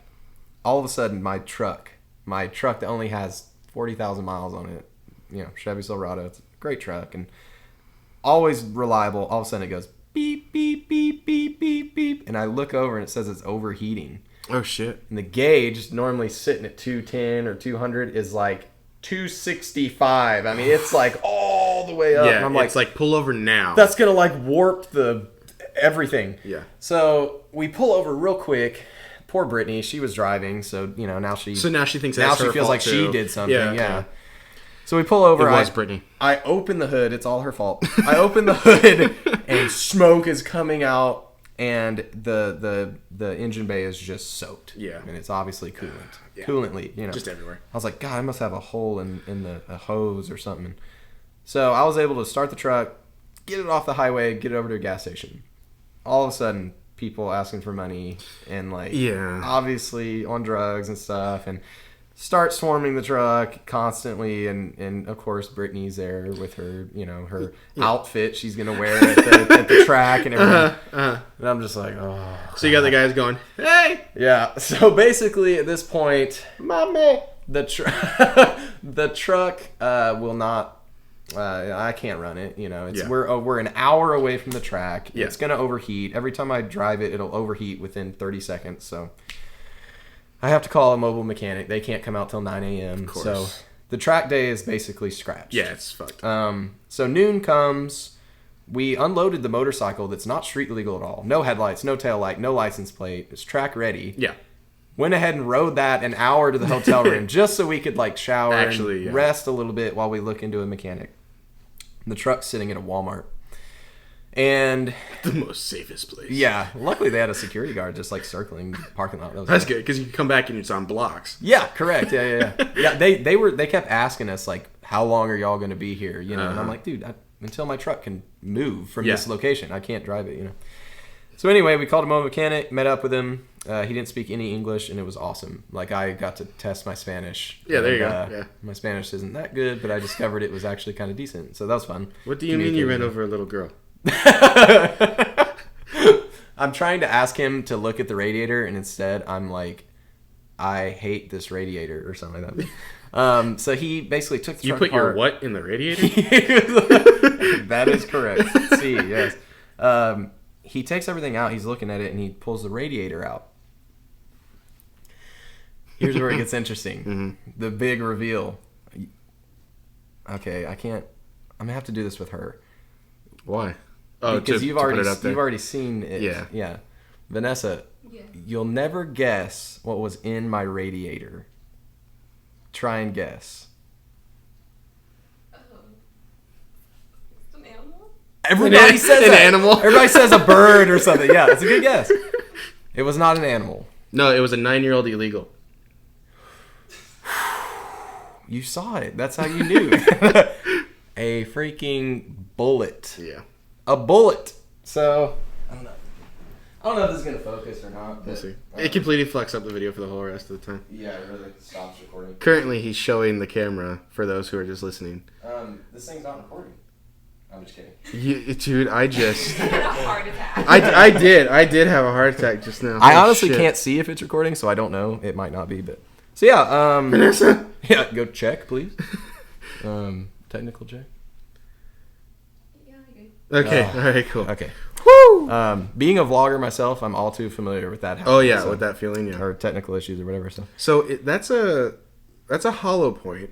So, it is a... I can tell by looking at it, it's a Hornady. It's a hollow point, and it's got the aerodynamic, like, rubber or whatever you want to call it. Yeah. Polymer, whatever. What is that? Is that a 9? The front. So, I don't think this is a 9 No, millimeter. that's I think not this a is like a 9. 38, 38? possibly. But you can see It's a from pistol the... round. You can see there's ribs on the side from the rifling of the barrel. It's Yeah, been yeah. shot. Yeah, it's been shot. But it Did you hasn't... shoot your own truck? No. I don't have this caliber, so I know Oh, yeah, it yeah, wasn't you me, don't, thankfully. yeah. I do go to the range a lot, so maybe... But, like, coolant was... I poured a whole gallon of coolant in the reservoir, and within 10 seconds, it was totally empty. So somebody shot So your there was a truck. massive leak. Yeah. And there's no way it just, like, over time No. happened. Like, the moment it happened, boom, leak. So... Yeah. But if you look at the bullet... There's no way a radiator fin. That was the first thing it hit. Nothing. There's no other bullet holes anywhere. Really? There's no way that would stop. I don't think a bullet like this. Well, that depends. Well, okay, so the thing It is... hasn't even crushed. Well, like, okay, well, the thing is, how did it enter the truck? Do you have any bullet holes in your truck? So there's one bullet hole, and it's the AC condenser that's in front, which is really thin. Yeah. And it just boom right through that. Right through that? Big bullet hole, yeah. Okay. And then behind it is the radiator, and it just you can see there's a slight bulge. That's what she said, and it totally stopped the bullet. And it's just the fan that caught it. Yeah, well, the radiator fins, the radiator fins, fins. yeah, real thin. Are you friends with Demolition Ranch? I'm not. I wish I was friends, but I follow him. Yeah, so I watch him a lot. I was about to say we just need to get in contact with him. But the only thing I can think is your truck. If your truck was running, Yeah. when it got hit. So when it went through, it hit that AC condenser. Mm-hmm. Probably tumbled at that point. Mm-hmm. That's also probably where you get that little like clamp. Yeah. If your fan's going, you know those fans of the slanted. Yeah. If it caught it, that's how it would stop. Yeah, that's true. But So we're kind of in the dark here. We don't know. More, Did we get shot? Was this somebody in their backyard going bam, and the bullet happened to travel 8,000 miles and like bounced off the ground?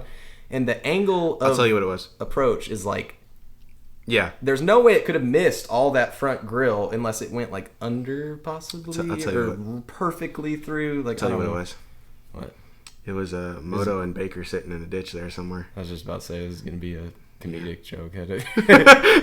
You were totally looking for the serious answer, and I was just like, I know exactly what it is. I know exactly what it is. So yeah. Anyway, that happened. So in all, including the price of the track day, I spent about $1,000 that weekend. I was about to say that's not. Like, Did not get any track day. Ended up being stranded with no air conditioning for a while. But we made the most of it. You know, I mean, it's a memory now, and we can laugh at it now. But laugh that at that. sucks. My truck got shut. yeah, I feel so bad for Brittany. She had like the worst luck ever. Oh, I can only imagine. She probably feels so fucking. Well, she's Asian, guilty. and she Yeah. fully embraces the whole Asian driver Exactly. thing. She and knows I mean, it's a it's all thing. technically her fault. You know, so the fact she was driving and we got shot. She basically shot my truck is what happened. So What she didn't tell you is she cut off some trucker and Yeah. he just reached out the window and did a desk pop at the truck. you know what's so funny? Right before it happened, we were behind somebody, and when we passed him, he put his brights on, and I looked over and she had her brights on, She didn't. She forgot because she's not familiar with my So he's truck, like, turn him off! Yeah. Pop! Yeah. And he ended up passing us real fast at one point to exit just to like prove a point, you know? Yeah. I wonder if he shot at us. Yeah. That's Well, I mean, kinda you know, creepy, but... those highway roads, one of those bullets can bounce off a highway road. So if you're saying it came up... That's what I'm thinking. Is, Brittany, who the hell did you piss off? Yeah. I'm thinking possibly this bullet has been shot in the past and it was laying on the highway. And that car too. in front of us might have kicked it up and it was bouncing and whoop, like, because it can gain a lot of velocity that way. So Yeah. I like to go with we were shot because that's cooler. I know, yeah, that's... yeah. I'll just go with that. Man, that's the title of this podcast. HunterHonda gets shot. HunterHonda gets shot. Clickbait. Yeah, I don't know. Yeah, that honestly, it was surreal. It was scary when he showed us that bullet. I mean, like, what if that bullet had gone higher up into the windshield? Even if it wasn't shot, that's a thing bouncing on the highway that can come through your windshield. That could blind you, or Well, dude, who knows? This is nowhere near the same. Yeah. But we were driving behind an 18-wheeler about a month ago, I think. Mm-hmm. And I saw a rock come off the top, and I went, "Ah, shit!" And you can see it coming. You're like, do I brake? I don't know. And it hit, and there was an instant crack. And I was like, "Fuck!" And now I have this wonderful, beautiful crack all the way around my. I hear those little cracks. You got to get them filled quick. And Super quick. Oh yeah, yeah. I was supposed to get Safe Light out here this weekend, but I didn't do that. Yeah, I heard that voice crack, by the way. Look. So I don't call out all yours. You don't call out all mine. So you informed me that there had been 4 previous that I didn't even know about. You could have just let me be and feel confident about myself, but you did not. You let me know. Fair point. But was this also where I tell you that we're 2 minutes away from the towing time and I have not registered your vehicle yet? Oh, do you want to do that? Can you can do it? I think we're good. Let me see this. I'll write it down so the viewers don't get my license plate. Do you want to tell a story while we're doing this? All right, it's on the second page. So yeah, got shot in Houston. And the last time I drove to Houston, I had bad luck too. The same thing happened to me with my windshield. I was driving and I drove past somebody that was working construction, and they had an air hammer, ding, ding, ding, ding, ding, ding, ding, ding, ding, and I drove past and I heard, I was like, what? I had just gotten my truck. No joke. I had just gotten my brand new truck, and they shattered the windshield. Didn't shatter it, but put a little fracture in it, and fucked it. That little fracture has been going strong for 40,000 miles. It has not. I still haven't gotten it filled. It's been holding its own. You know, my dad keeps telling me, he's like, "You gotta fill that thing, Hunter." What's the make and model? It is a Chevy Silverado, 2018. Okay. But yeah. Remember, we're not live, so technically we can say this information. It's just not going to make it into the thing. That's true. I just figured I'd make it easier for you, so you don't have to edit it. No, thank you. So you rewatched the whole thing? The whole thing. Really? Yeah. Yeah, that's like the motovlogs. You gotta sit through all of that footage again. Whew. Yeah, my whole thing is on my sister's episode that I just did. The audio's off. It drives me. I noticed towards the end it was slightly off from the very beginning, and the reason is, I had a small volume fluctuation. There was a random spike in the mic that I had to cut out. When I did, it stitched the audio, and it rendered. And I was like, fuck. You know how to separate audio from video, though, and do it? Okay. Yeah. Thank you, babe. We're registered. You will now not be towed. Cool. Sounds good to me. Yeah, the only bad luck I have with my vehicle is in Houston. I don't know why. But and the Houston roads are so bad. Oh, my God. Ugh.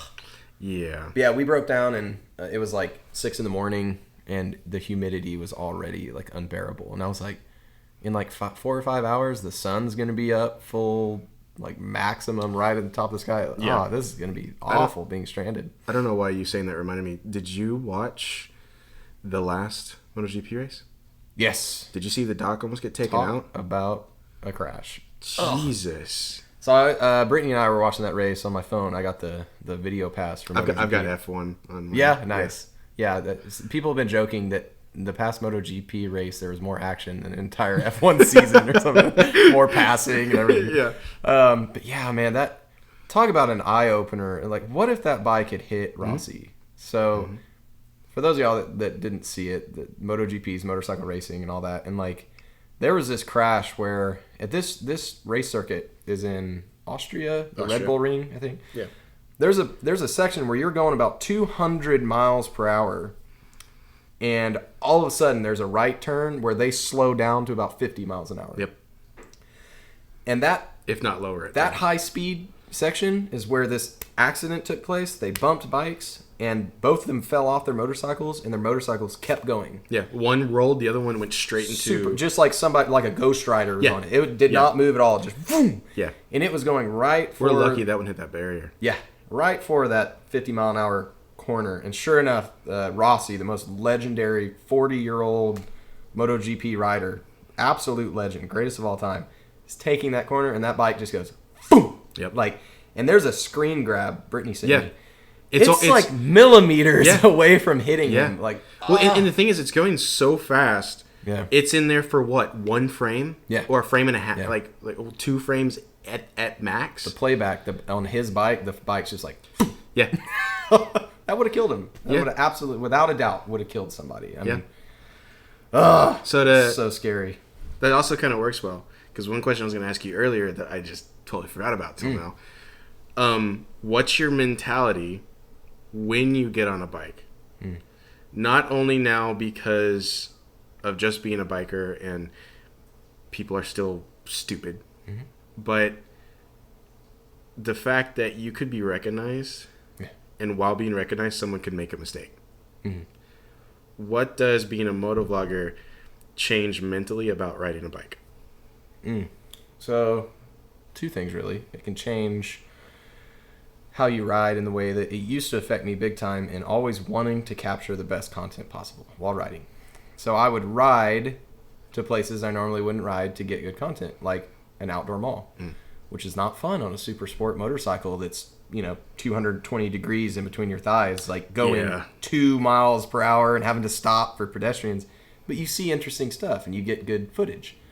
So it takes you places, good and bad. It takes you interesting places that you want to get on video, that you wouldn't have done without a GoPro, So it changes your awareness on the road too, in a good way and a bad way. In my opinion, mainly in a bad way. Because you're talking, you're kind of focused off of... You're talking, writing. You're not as focused. In some ways, you're more focused because you are kind of talking about what you're doing. So you're having to pay attention. But you're also very distracted in the way that I used to be this way. If I saw something on the side of the road I wanted to make sure and get, on a GoPro, you have to follow that object. Exactly. So next thing you know, you're looking behind yourself and you look up, oh God, that person stopped. Like, and also the bike's going where you're looking. Yeah. So I've noticed I've changed a lot, and I just flat out won't do that unless there's absolutely nobody in front of me, and I'll just do that real quick, get the screen grab. But I will not force myself to go to the outdoor mall to get content anymore. I will ride and I'll record. Whatever happens, happens. Occasionally I'll think of something I want to say and I'll say it, but I don't let myself get as distracted anymore like that.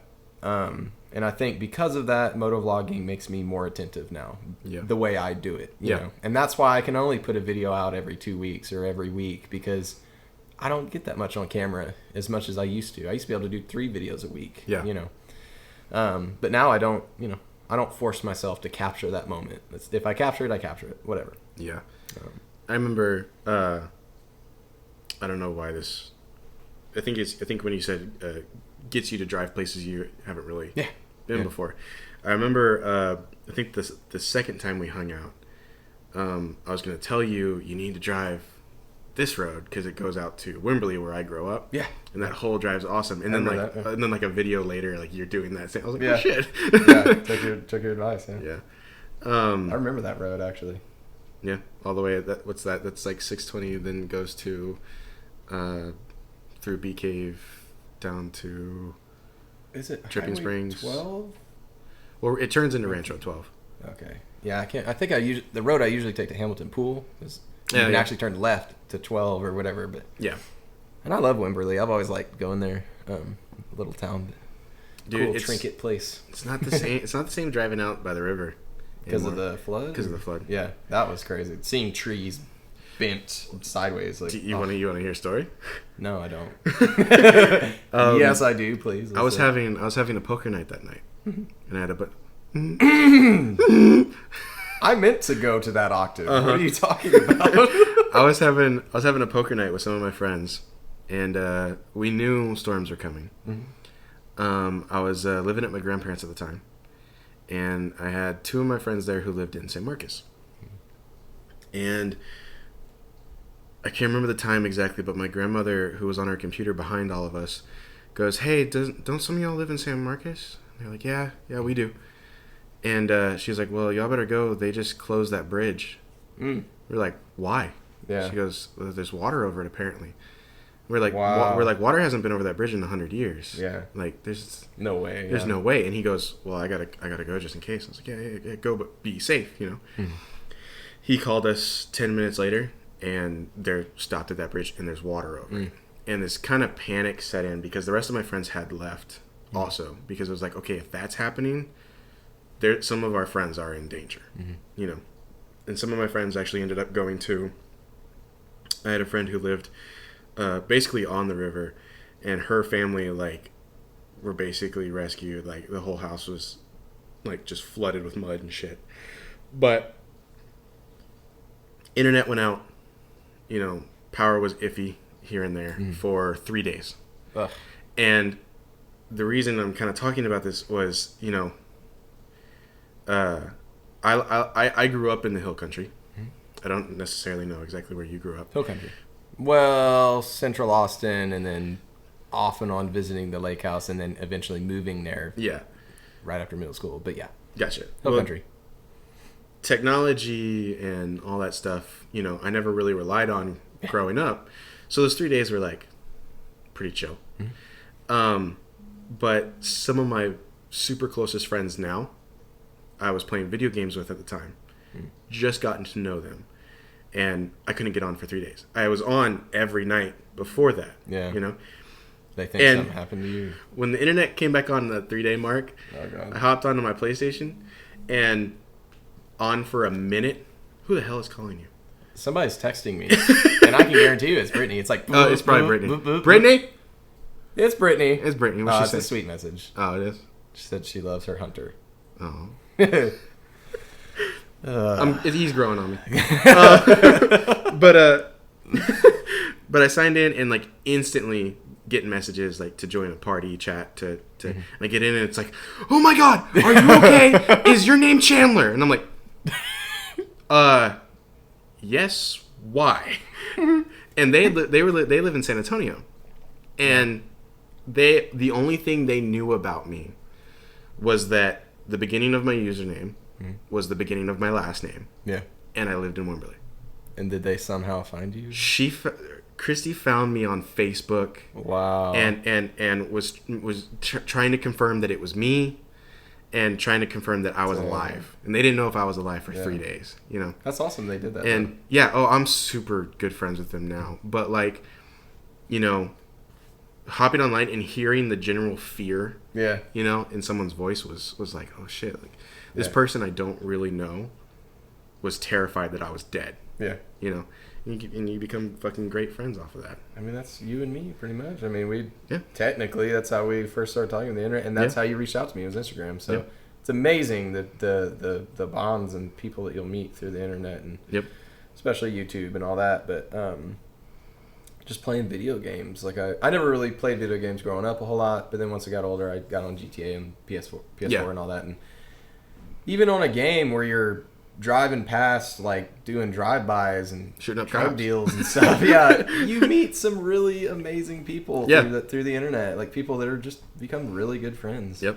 You also meet a lot of jerks. But, or you meet people who are not they don't have, they're not putting themselves out there, so that it never becomes a friendship. It's just kind of that person I play with. Correct. Yeah. Yeah. If you're logged on, they'll talk to you. If not, there's no interest. Exactly. And the second you start playing another game, they're like, "How dare you abandon me?" Yeah. It's dude, I can't just play one game all the fucking time. Shoot, I can. GTA, man. Oh yeah, you played the hell out of GTA. So my PS4 broke about 2 years ago. Yep. Almost 2 years ago. Yep. And I still see your little guy. It goes last online 2 years ago. Oh my gosh, that's crazy. So 2 years ago, my PS4 broke, and I purposely did not get it fixed or replace it because every day I'd go home, I would be not productive, and I would just play video games, And I built a life on Grand Theft Auto. Like I had a business. I mean, it was unbelievable the stuff I created in that game, and I realized I was putting more effort into this video game than my own life. Yeah. Like I was getting all pale, and I'm already pale, but paler, believe it or not. You're not as pale as me, buddy. We'll compete, yeah. Yeah. I did a tanning bed for the first time ever. Oh, Lord. With Brittany. Yeah, and I burnt. I burnt. Yeah. You actually burnt. I burnt bad. We're white. Yeah. So, as I was in this tanning bed, I was extremely claustrophobic. You're contemplating your manhood. You're like, the hell is... Yeah. And she closed that thing, and at one point, jokingly, I was like, whoa! you could hear the thing slamming. Like, automatically think of that scene from Final Destination. Ugh. Oh, dude, don't go there. Torture. Terror. But anyway, I was in there, and I was sitting in there. I was laying in there, almost butt naked. I was wearing underwear. And I had them all rolled up. You tried to paint the image. You're like, all right, listen. All right, ladies. I was pale as the day I was born. The full moon was naked. out. The full moon was out. So I was laying there. No tents were pitched. We were in there for about 10 minutes, and she said I had 5 more minutes. 15 minutes. Okay. And I was looking up, and I see a chart that says, warning. And at that moment, you realized you fucked up. I done effed up. Yep. The chart said skin tone. There was like very pale and then pale. I fall in pale, probably. Very attractive pale. Very attractive pale. And on pale, it said suggested time, exposure time. 3 minutes. And it had to do also with how many times have you tanned. Oh, okay. Like in a tanning booth and everything. And it said 0 experience. Put me in this category. Yeah. 2 minutes. Oh my God. I was in it. Brittany actually tried to bake you. By the time I read that, well, so she's Asian. She's got naturally pretty tan skin. Yeah. And like, she'll do it for 15 minutes every single time. Yep. And, she just gets tan from it. She's never had a sunburn in her life. She's never put on sunscreen in her life. She doesn't know what that's like. Yeah. I can't fathom that. So I looked at that, saw 2 minutes. I panicked. And I was like, what the heck? And she was like, yeah, that's just for safety reasons. You're fine. We did the full 15 minutes. I got out of there, and I didn't look burnt, of course. It's not instant. Yeah. But I could feel my tight skin. And I was like, God, it makes you feel weird. That's strange, but whatever. Cool. Start feeling like one of those people at Chernobyl. Yes, exactly. Start growing another limb. Exactly. The next morning, I woke up. I was like, ow. I walked into the shower, turned it on, and I was like, it burns. And when I did this, it hurt, you know. I looked in that mirror, man, and it was like this color. It was like dark tomato red, just fried skin. You looked in and went, did I sleep in ketchup? And it looked like I was wearing white underwear. Oh, no. The tan line. Oh, no. Oh, no. Yeah, you could lift up my shirt, and there's just like a flat line where the underwear was. And so that was my first tanning booth experience. That's the whole reason I've been terrified of them. I'd never gone in them. Yeah. And Brittany's all, oh, you'll be fine. She's always doing that, man. She's always like, oh, you'll be fine, or this will happen. Ends up going on. I'm white as hell, too. Yeah. But when I worked at Circuit, you kind of know, I had more of a tan because I was out there all the damn Big time. Yeah. Well, she's gotten to see me pale out, you know? And we just recently got, like, new shoes. And I've been wearing shorts again for the first time in, like, years. And we've been going everywhere, and people keep saying stuff about our shoes. Like, oh, those are nice shoes. Yeah. And she started pointing out, she goes, man, I don't look at people's shoes, but everybody's been saying stuff about our shoes. I wonder why people are saying stuff about our shoes. And I look down, she's got these beautiful brown fucking legs, pink shoes, and I am 2, like, popsicle sticks or cotton swabs with black shoes on. And I'm like, you know what? I don't think they're looking at our shoes. I think my high beams keep catching their attention, and then they're like, "Oh shit, those shoes are pretty nice too." You know, your high beams. Yeah, that's like my fucking. I can be in a dark room. You light a match, I reflect the light. You know. We're glow in the dark. Exactly. We're glow in the dark. That's how white we are. You know, I swear I have leg hair. I promise, but it's like pale. No. So, oh, dude, or no, blonde dude, or whatever. Mine's bad. So it looks like I'm a hairless white gerbil. I mean, it's bad. Like Naked mole rat, Kim Possible. He does that little thing. Yeah. Oh man, I forgot about that show. That was good. What was your favorite cartoon growing up?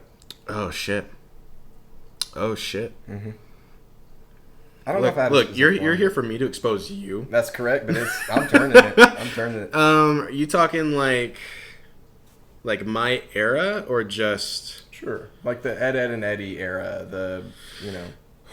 I think there was this thing called Powerpuff Girls. I think there was this thing about Powerpuff Girls. I like the show. I'll admit it. Yeah, it's not bad. There was this show called, I think it was like Rocket Team or something like that, to where there was like a skateboarder, a bike guy, the skate guy, and like a surfer. Huh? Do you remember that?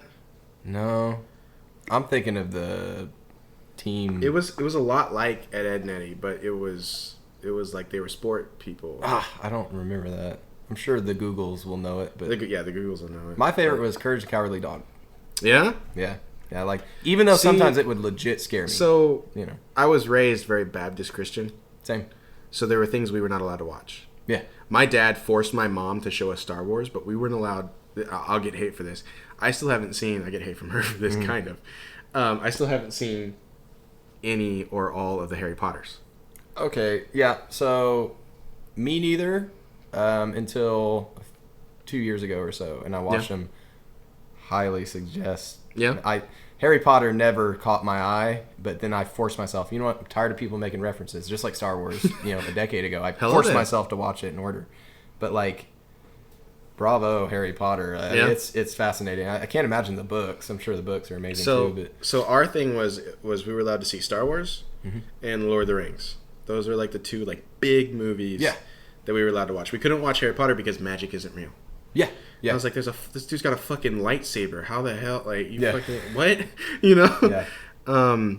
But favorite cartoon. I really liked Roly Poly Oly as a kid. Oh, I don't even think I watched that. It rings a bell. Small and short and round. Blue's Clues. Blue's Clues. Yeah, that was a good one. Yeah. That was a good one. Yeah. Yeah. You even remember all the noises and stuff. That's good. Yeah. I don't remember that far. But, I did the whole Baptist Christian thing.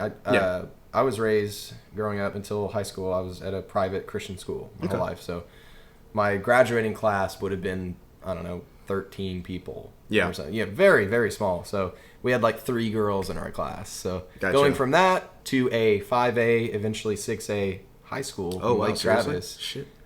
Huge Lake Travis? change. Fuck Lake Travis. Huge change. Yeah. So I went to Wimberley. We hate Lake Travis. Oh, yeah. I know a lot of people from Westlake, big rivals and stuff. Yeah. But, so the private school did not allow any. We had to wear uniforms and stuff. Oh, wow. Did not allow any Pokemon stuff. Oh, yes, that Pokemon. was considered magic. Yeah. And as a kid, I just could not fathom that. I'm like, how? How do you think hiding that is gonna do? What? I just could not wrap my mind around that. And so we were very hidden from the real world, and getting thrown into public school my sophomore year. Yeah. Holy crap. Being the Baptist Christian, my parents' thing was Disney.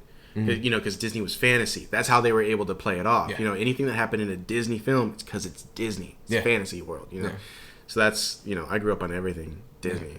Fucking Mulan, Bambi, Dumbo. Dude, Mulan. Dumbo before everybody got mad at it for being racist, because that was the thing, Dude, Mulan. Let's get down to business to defeat the Huns. Why'd they send me daughters? He's going to keep going.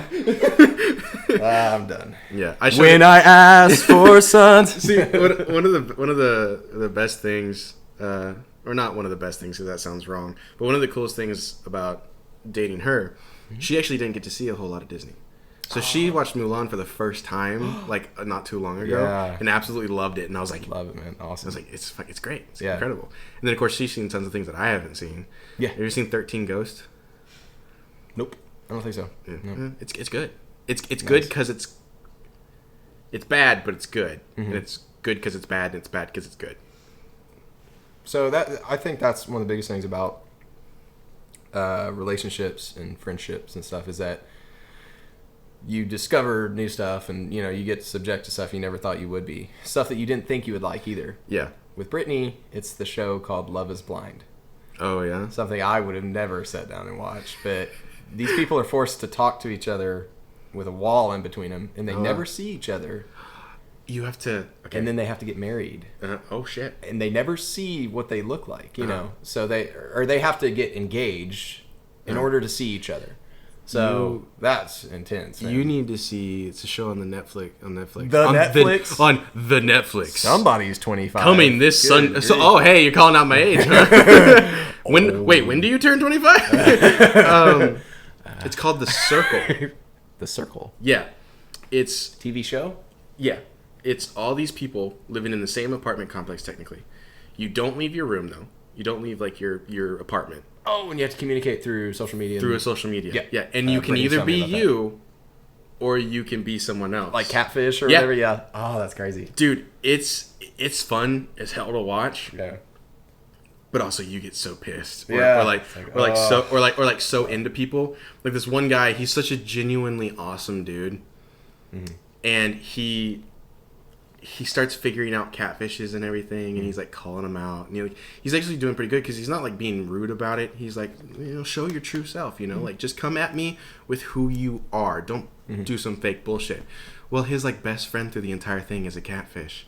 And right at the end, whenever they all finally meet, he's like, "Oh, you're Joey, right?" And he's like, "Nope, I'm this person." And you see him kind of go, "Oh," and you're like, "Shit." Dang. But it's great. It's great. That's kind of the Love is Blind thing. They're casting. They fall in love with each other. They're casting. Yeah, The Circle's casting.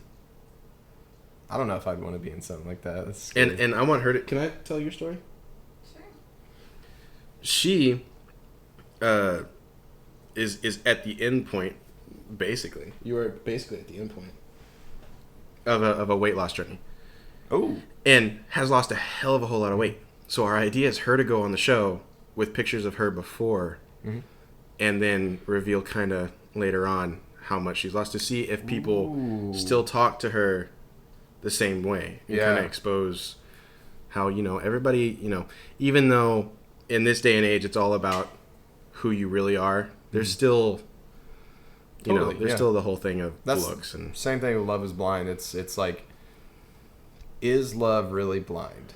Or can it be blind? And it's like, the moment that curtain falls and they're engaged and they see each other, they're seeing in their mind either a very attractive person, somebody that they've painted mediocre, or not attractive at all. Yeah.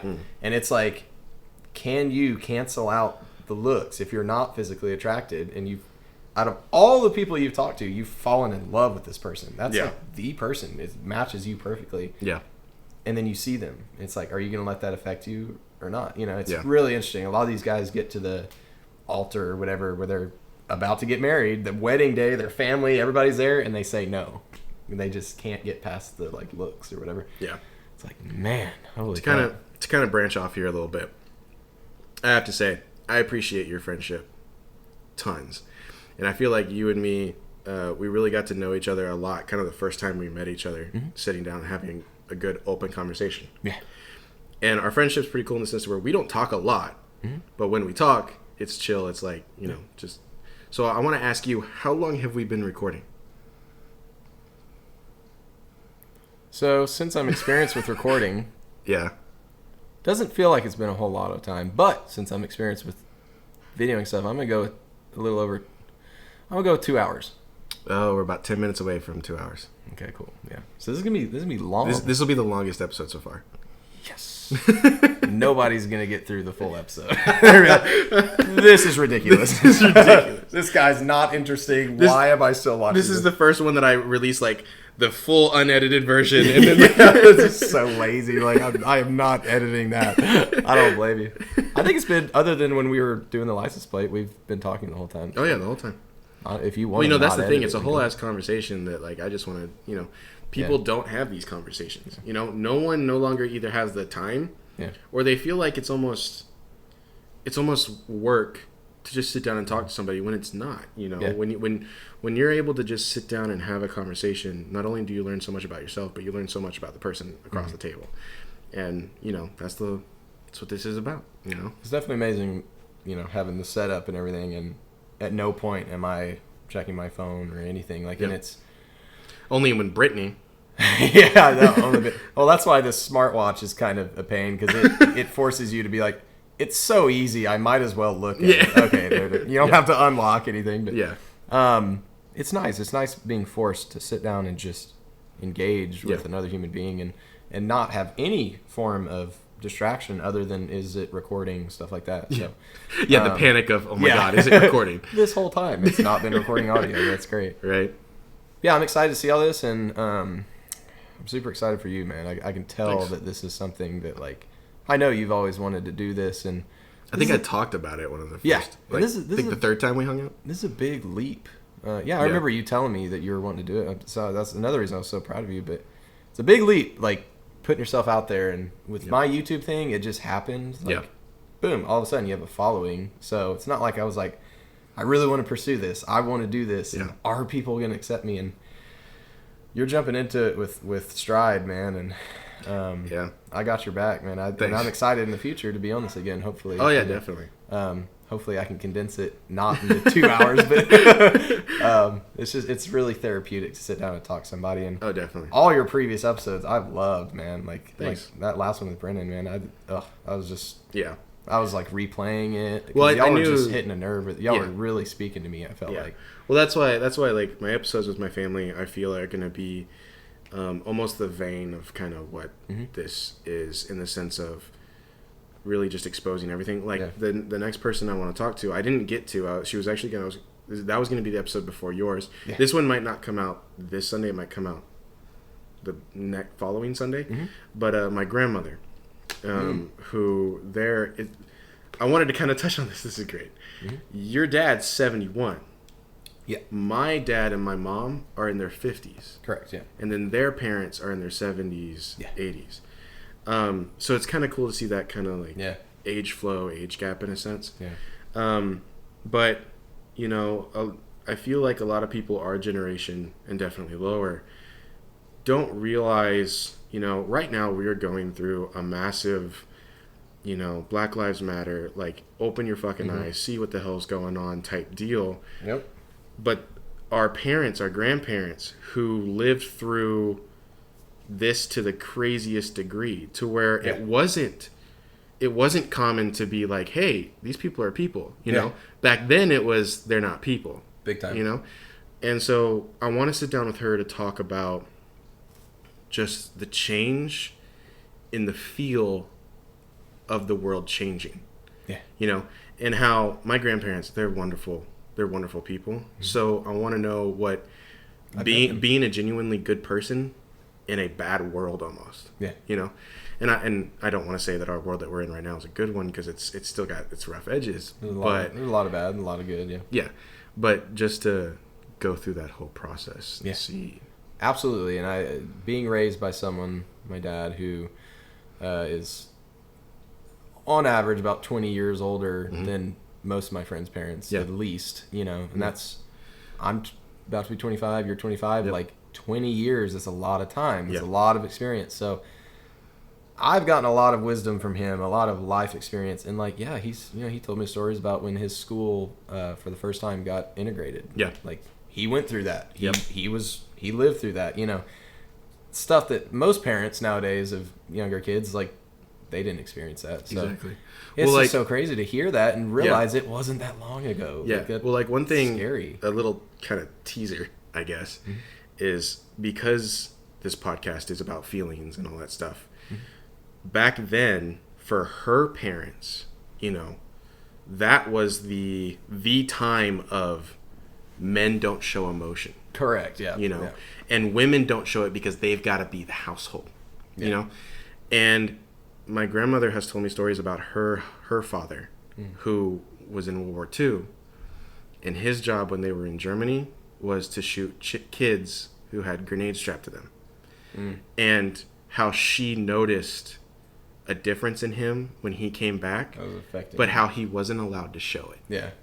And like what that did to her, and what that did to her brother, emotionally wise, just to go into how, right now it's okay for men to fucking cry. It's okay for men to be like, hey, that's not that makes me feel X way, Yep. But yeah, I'm excited about that one. I cannot wait to watch that, because it is with men, women, everybody, like it's evolved over time to where if you are just a blunt gung-ho man,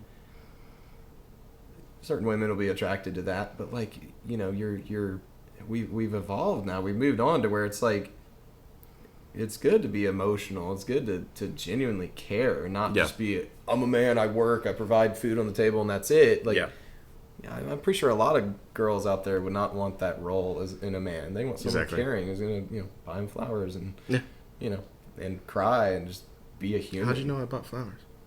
That's so. I literally bought flowers the other day. As I said the word flowers, I made eye contact with them, but I did not see those previously. So that's another weird moment. Like, this empath over here, man. But yeah, well, hey man, I can't thank you enough for coming on and talking with me and exposing yourself. Yeah. In all your pale way. Oh well, hey. Myself real quick. That thump was his, hitting the mic. But hey, plug yourself for a sec. Where can people find you? Where can YouTube, you just type in Hunter Honda. Instagram, it's the Hunter Honda, separated by 2 underscores. So the _Hunter_Honda. And yeah, I mean, YouTube and Instagram, they're my main things. But yeah, my main goal is to make people laugh, and this has been an absolute pleasure sitting down and talking with you, man. It's like, it feels like a weight lifted, Nice. I did touch on some things I've never touched on before. And this past weekend, I got shot. Well, your truck got shot. So I'm sure. No, I got shot. That sounds cooler. No, I got shot, man. So I got to share that for the first time on your podcast. Yeah, hell yeah. But yeah, man, best of luck to you in the future, man. And I'm excited to be on this in the future. And hey, yeah. You're definitely the people that watch these. And, I was surprised with myself how much it touched me, like how much it affected me, especially with your last episode, man. Like, I was just... It's crazy. I've never, even Joe Rogan, like big podcast, I've never gone out of that and been like, wow, I relate to that so much and felt better after watching it. So, yeah. Well, again, thank you so much for coming on and talking and chilling. Sure, dude. Thank y'all for watching. Yeah, thank you to everybody who tunes in, likes, follows, subscribe, whatever the hell it's going to be on whatever. There's a little parting one. Rewind that, do it in slow motion, like raise the audio. Oh, yeah. Shit. Yeah, I just want to say hello to myself, because I'll be rewatching this. To the future. Anything you want to say to your future self? Yeah, Hunter. Wear a bulletproof vest when driving to Houston. You wipe back to front. Yeah, really. I'd like to thank Chandler, Vanessa, Brittany, myself for being so awesome, and Brennan for watching, and yeah. Load. And Red Bull Energy for sponsoring this. Yeah. It's for No, there's no sponsor. Someday, yeah. Yeah, man, it was a pleasure. I really enjoyed it, and thanks for cooking me food. Oh, yeah. Yeah, appreciate it. That was the whole thing. Yeah, I'll pay you for this afterwards, okay? All right, cool. Yeah, I'm the episode. Okay, cool. Yeah. Appreciate it. Well, thank y'all for watching the Empath Thoughts podcast with Hunter Honda and myself, and look forward to further conversations with you and many other people in the future. Yes. And maybe Brittany's in town. I get her on here too. Yeah, she wants to get on and talk. Yeah, that'll be the first stranger, I guess. That was one of the first things we did together. Was we were on a podcast. Yeah. Yeah, and it's interesting when you first meet somebody having to spill your guts. Exactly. You're like, wait, hold on, I'm stuck with this person now. You did that in the past? Okay. Yeah. Right. Well, thank you all for watching. We've hit the 2-hour mark. Yes. History. So, yeah, first one. So, we'll see. We'll hit 3 hours next time. Yes. 4. Why not? Shoot. All right. Thank you all so much for watching, listening, wherever you are. Podcast is on Apple, Spotify, Acast, SoundCloud, and the video is on YouTube. follow my Instagram, follow his Instagram, and I hope everybody has either learned something about themselves or learned something about somebody around you with our conversation that we've had here. Yeah. Keep on feeling good, everybody. Everything will get better. Yeah. Things no matter how low you get, it eventually will go up. Exactly. I've learned that. Exactly. Well, thank y'all for listening. Thanks, guys.